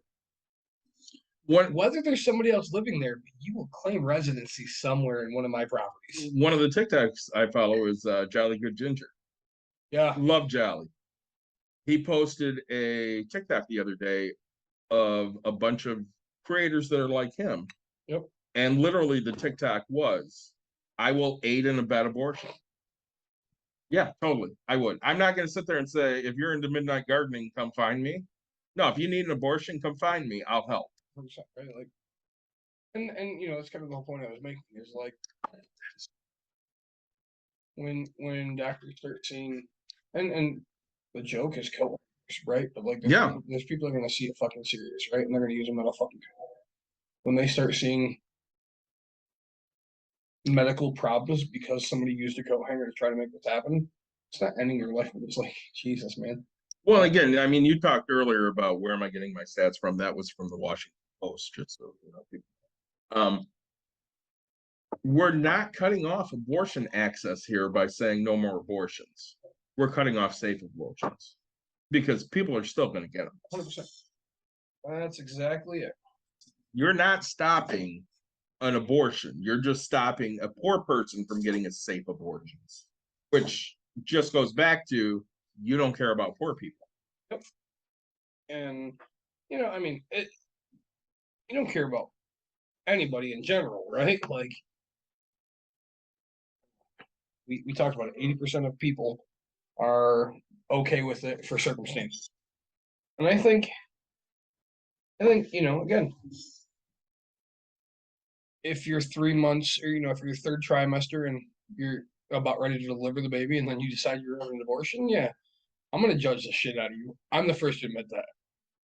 I will. Like, I'm not, at that point, sure, I have a problem with it. But again, I don't hang out with those people. I don't talk to those people. Mm-hmm. And that's probably a 1/1,000,000% of people that are going to be like, and guess what? 99% of those people, 99.999% of those people are going to give it up for adoption. Well, which is okay. Yeah. Do that. That's fine. And some people are okay with that. And some are not. So, I mean, I shared a meme the other day in a group I'm in that said reasons I'm an atheist. And it has 2, 3, 4, 5, 6, 7 reasons. Okay. You want to hear some of these reasons? Of course. Peer pressure, social rebellion, angry at God, traumatic experience, demonic possession, never invited him into my heart.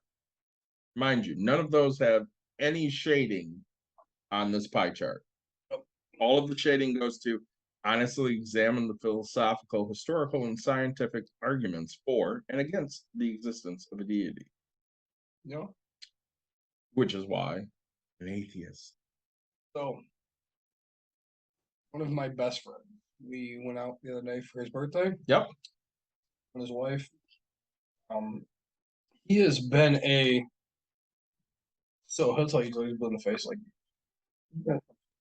Okay. He is very much opposite of me. Okay. Okay. But he would get along with you and I. One of the biggest parts, as I fucking go there for you. If you didn't talk anything besides just, how are you, who are you? You would be friends with this kid. Mm-hmm. Okay. Things that, he says that kind of hurts me. because of who I am. Yeah. Like, and best friends, right? We're sitting down for dinner for his birthday, and this is right after Roe v Wade. Mhm. And yes, he kind of brought up little things before. He's like, "Oh, hey, the person that cuts my hair, he's like they, right? They want to be called they," and I was like, "I don't do that, right? Like, I don't do this pronoun shit. Like, no, fuck you, right? Like, I'll call you your name, right? You want to be Scott, you want to be Tina, I don't give a shit. I'll call you your fucking name, but like, I'm not using this he, she, it, they, nay. Like, oh Scott, right? Like, that's how I'll call you, right? Just it bugs me. And so like, you can see that kind of starting, and then all of a sudden he's like, look, he's fully, and all of a sudden he goes, yeah, Trump, I didn't like this, I didn't like this. And I was like, oh, I'm 31, buddy. Welcome to fucking growing up, right? Right. Welcome to the big leagues. Welcome to being who you are. Like, you care, man. Like, and when you have hearts the size of you and me, Yeah. you're fucking care, man. Like, no matter what it is, like, to see somebody struggle, to see somebody and yes, people will be like, oh, you talk about poor people. That's a struggle, sure, but again, we talk about you can get out of that. You can't get out of this. I mean, this is tough. It's a bad situation for anybody that has to go through. And you can sit there and judge us as much as you want, but you shouldn't. Because again, you and I are a great example. We're never going to have an abortion, ever. Just never going to happen. In theory, I can probably go get a fucking vasectomy. Yeah, you could do that. Aborting all those kids. Most likely, our wives and our daughters are not going to ever have to have an abortion. Now, could it happen? Yeah, absolutely could happen. Now, Absolutely. obviously, less of a chance with Caitlin unless, somebody sexually assaults her. And that's just it, right? And if she's sexually assaulted, absolutely, let's go take care of that shit, because I don't want you to have a rapist baby. I just don't. If you decide you want to, that's on you. That's exactly it. But if you decide you don't want to, let's go. Yep. I'll take you. Oh, fuck. I'll be right there. So, and again, with your daughter, if she decides at 20, hey, Dad, me and Billy went and had a good time, you're not going to sit there and go, yeah, go ahead, abort that. You're going to sit there and lay out all of the options. And most likely you're going to say, listen, even if he's not fucking around, I will take care of the kid because it's my grandkid and I love it. Because I've always said that, if Caitlin went and got pregnant and, she had a relationship with a guy and she's pregnant, I'd tell her, listen, you don't need the fucking guy. I'll take care of it because it's my grandkid and fuck that guy. Sure he did, but yeah. Yeah, but you know what I'm saying. I mean, like that's. I'm hoping it's something I don't ever have to encounter in my life. Right. It's hoping, but like you could help in one hand and shit in the other two first. But like I will tell you, I know already she's 6 years old, 7 years. She'll be 7 here soon, and just I used to be the most okay with her going anywhere, right? Like go figure out the world. Somebody was asking me the other day. They're like, oh, she's sleeping over at a friend's house. Is she doing this? I don't trust anybody. Like, I don't fucking know you. I don't like you. We're not fucking friends. So here's a conversation I had at Holland Pride. yeah. Lady walks up to me. Hey, are you a parent of this certain school my daughter goes to? I am.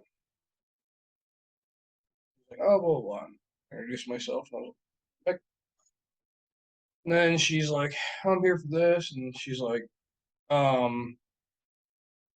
also, I'm representing the guy running for state representative. Yeah. I was like, okay. What does he stand for? Like, oh, he's big into education. He's into this, and okay, like that's good. Like, how like my daughter goes to a special education. Not special, but like she goes to a, non-normal education type of a thing. Spanish immersion and stuff. Yeah, I say right. And a specialty education. Yeah.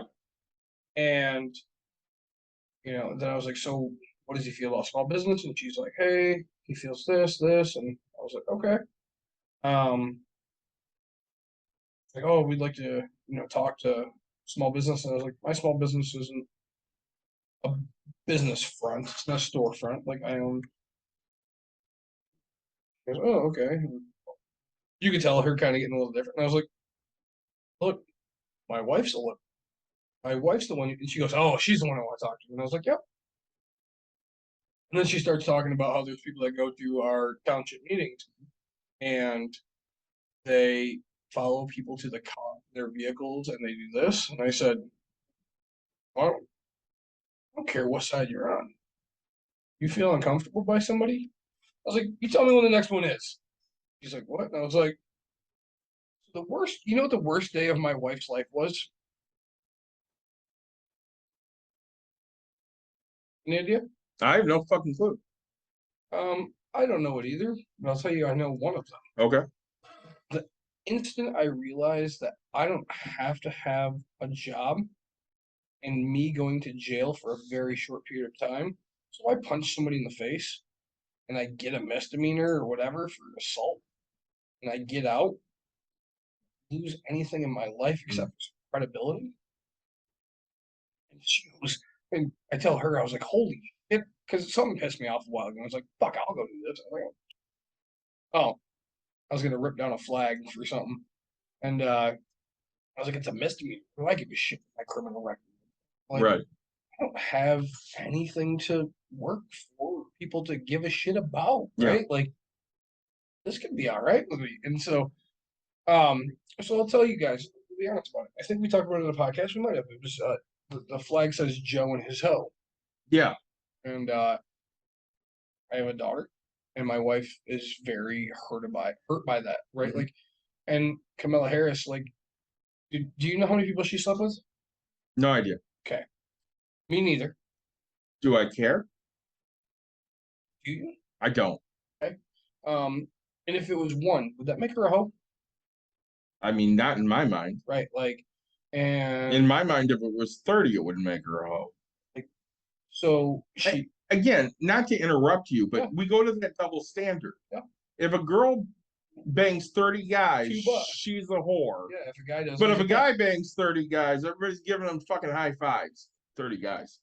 A guy shouldn't bang 30 guys. What if a guy 30 bangs 30 girls. guys? He's gay. That's what he is. He's gay. But again, if he bangs 30 girls, everybody's giving him a high five. Double standard, go fuck yourself. Anyways. No, so like, right. So I was like, man, it's really getting my wife. Here I am drinking a little bit. I was like, fuck, I'll go do it. I was talking to some people I know in some fields I know. Again, I have a lawyer. Like, all right, tenants constantly say I'm gonna hit my lawyer up. They don't have lawyers, right? yes. You know who has a lawyer? You and I have lawyers.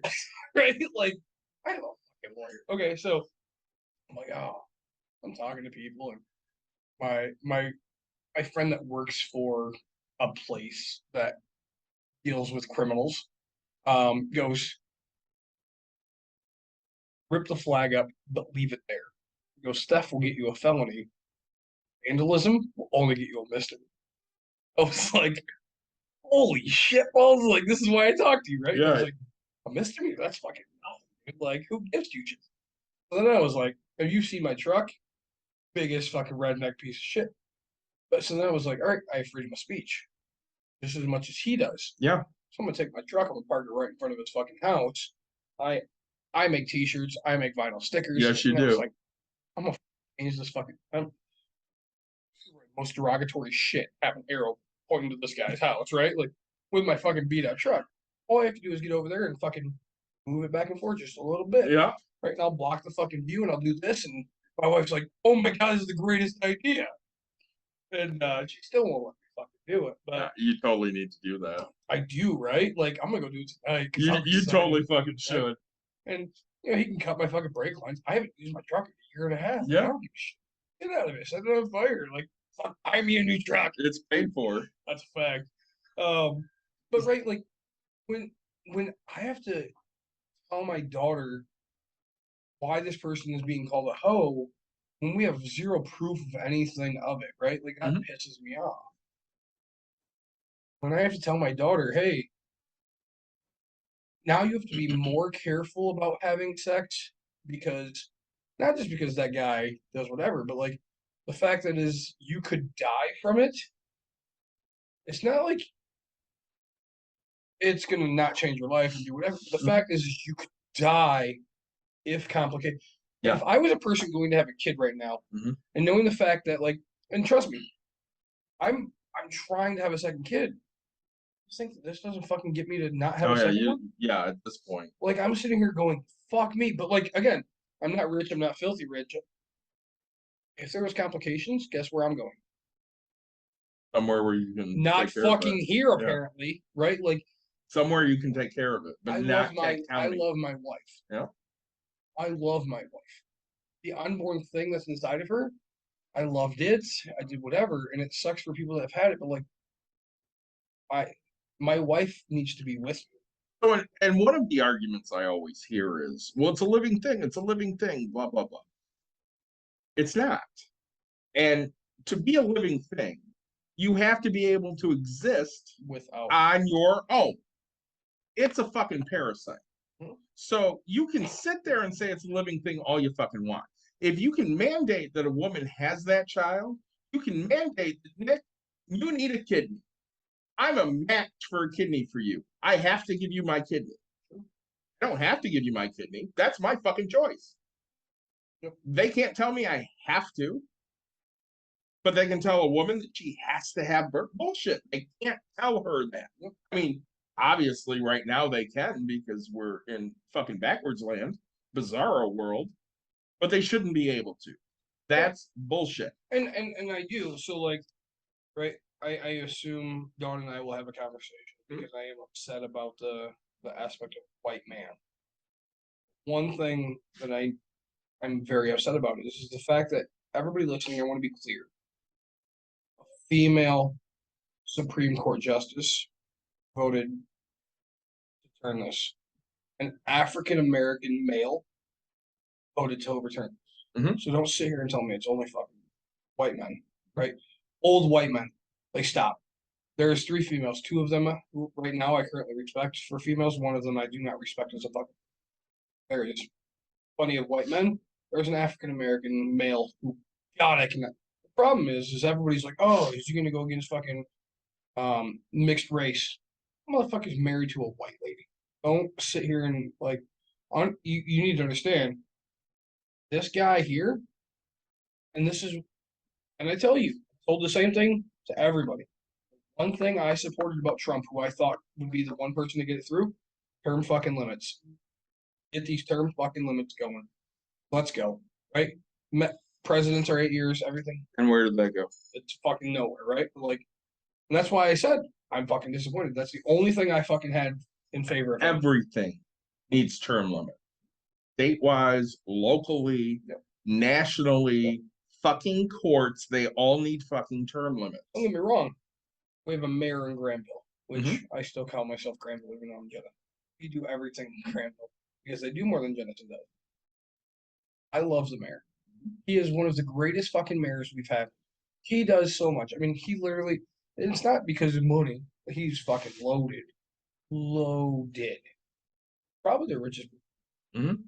And he flew a helicopter in for one of the events that we did. Like, he didn't fly, but like, he prepared it to do something fun for the activity. But he travels the world to go do these big ass marathons, like 24-hour marathons. So it's not as much as he's doing greatness, he's doing so fantastic for Granville. He still needs fucking. Yeah, everybody does. Because guess what? We limit the term, he'll learn to teach the next person to be him. So the largest voting block now. You know what it is? Voting block? Yes.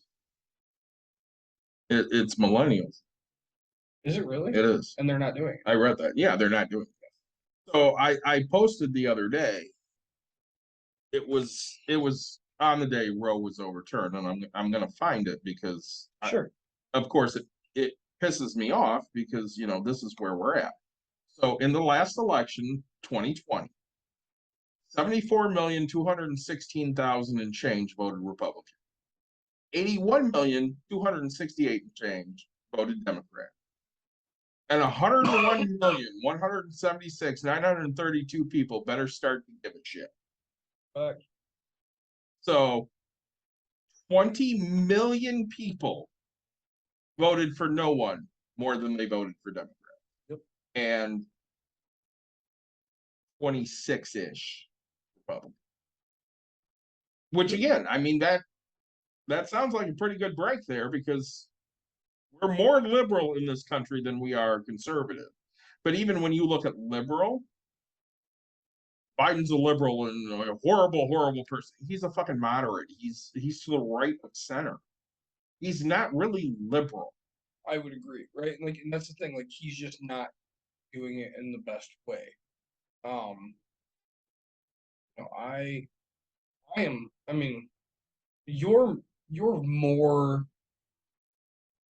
on the Democratic side than I am, right? Like, if I took a test, like last time I took a test, I literally ended up in the fucking dead center, right? Because I both ends of I give two shit about people, but I also give a shit about making money, right? Like, and it's very hard to have. Well, and again, I've said this a million times. We're socially liberal, fiscally conservative. But the worst part we have is the conservatives out there aren't fiscally conservative. Oh, God. All they do is drive up the fucking national debt Oh my God. and give money to rich people in banks. Yep. Say, right? And, oh, we're over here figuring out how to understand where these people are coming from, right? Like, another guy I respect, right? Till today, and the problem is, I know, like, I still a great guy, and he's entitled to his opinion, Even if it's the wrong one. He just posted today. They overkilled death, or so they overturned death, and I couldn't be happier. And I was like, That's an asswipe comment. like, I know who you are, right? Like, honestly, he's a lot like you, right? His wife had a kid, and he stepped in, and but he's a good guy through and through. The one thing that he stands for, right? Yeah. Like, okay, I get it. But if you asked him, hey, can I get a sandwich because I'm hungry? He'd be like, yeah, man, I got you, right? But he's not going to do it for the millions of people, the millions of kids that need a sandwich or bottles or whatever, right? Like, so. Wendy asked me yesterday, so now that abortion's going to be outlawed, what is Mikey voting for? He's voting for Democrats, right? I'm like, well, fuck no. He'll just find one other single issue to vote for Republicans. He doesn't know any better. And he'll feel like if he votes for Democrat, they'll change it. So you got to keep voting for that one thing. And again, people are like, I can't believe this happened. This was the singular agenda of the Republican Party since 1972. All you have to do is look at everything they did. They conspired with the church to get rid of abortion. And now they have some superiority that they feel because they're saving babies so that they can die in school shootings. Oh my God. Like, and they're just, but hey, Catholic ones are the ones that got it right? So you just go for the little boys. Well, exactly. No, it's just like, if people always go, oh, why, what are you doing to change? Why don't you run? Hey, I have a fucking background that would come way too fucking much out. Number two, if you want me to sit here and tell you, hey, I think churches need to be taxed, there's zero fucking chances I win. So let me ask you a question, because I get this from my therapist all the time. She's like, you should totally run for office. Nick, who would vote for me? Nobody. You might. Maybe. But normal people? Not a chance. Not a fucking chance. I can tell you the same thing. Yeah, you should run. You got great ideas. Nobody will fucking vote for you. I might. Yep. But you're not getting 10% because you're going to go out there and you're going to just say, this is the way it is. Yep. And if you don't like it, fuck off. Yep. And they're going to go, He's an asshole. I'm not He's an voting for him. We'll see. Okay. You gotta be a rich asshole. Yes. I'm rich. You have to be a rich asshole that lies. Right. Like, and the uneducatedness with America right now. I'm so sick and tired of going to the pump and seeing the Biden. I did this. And Oh, we so talked fucking about that in stupid. the last episode with the gas prices, right?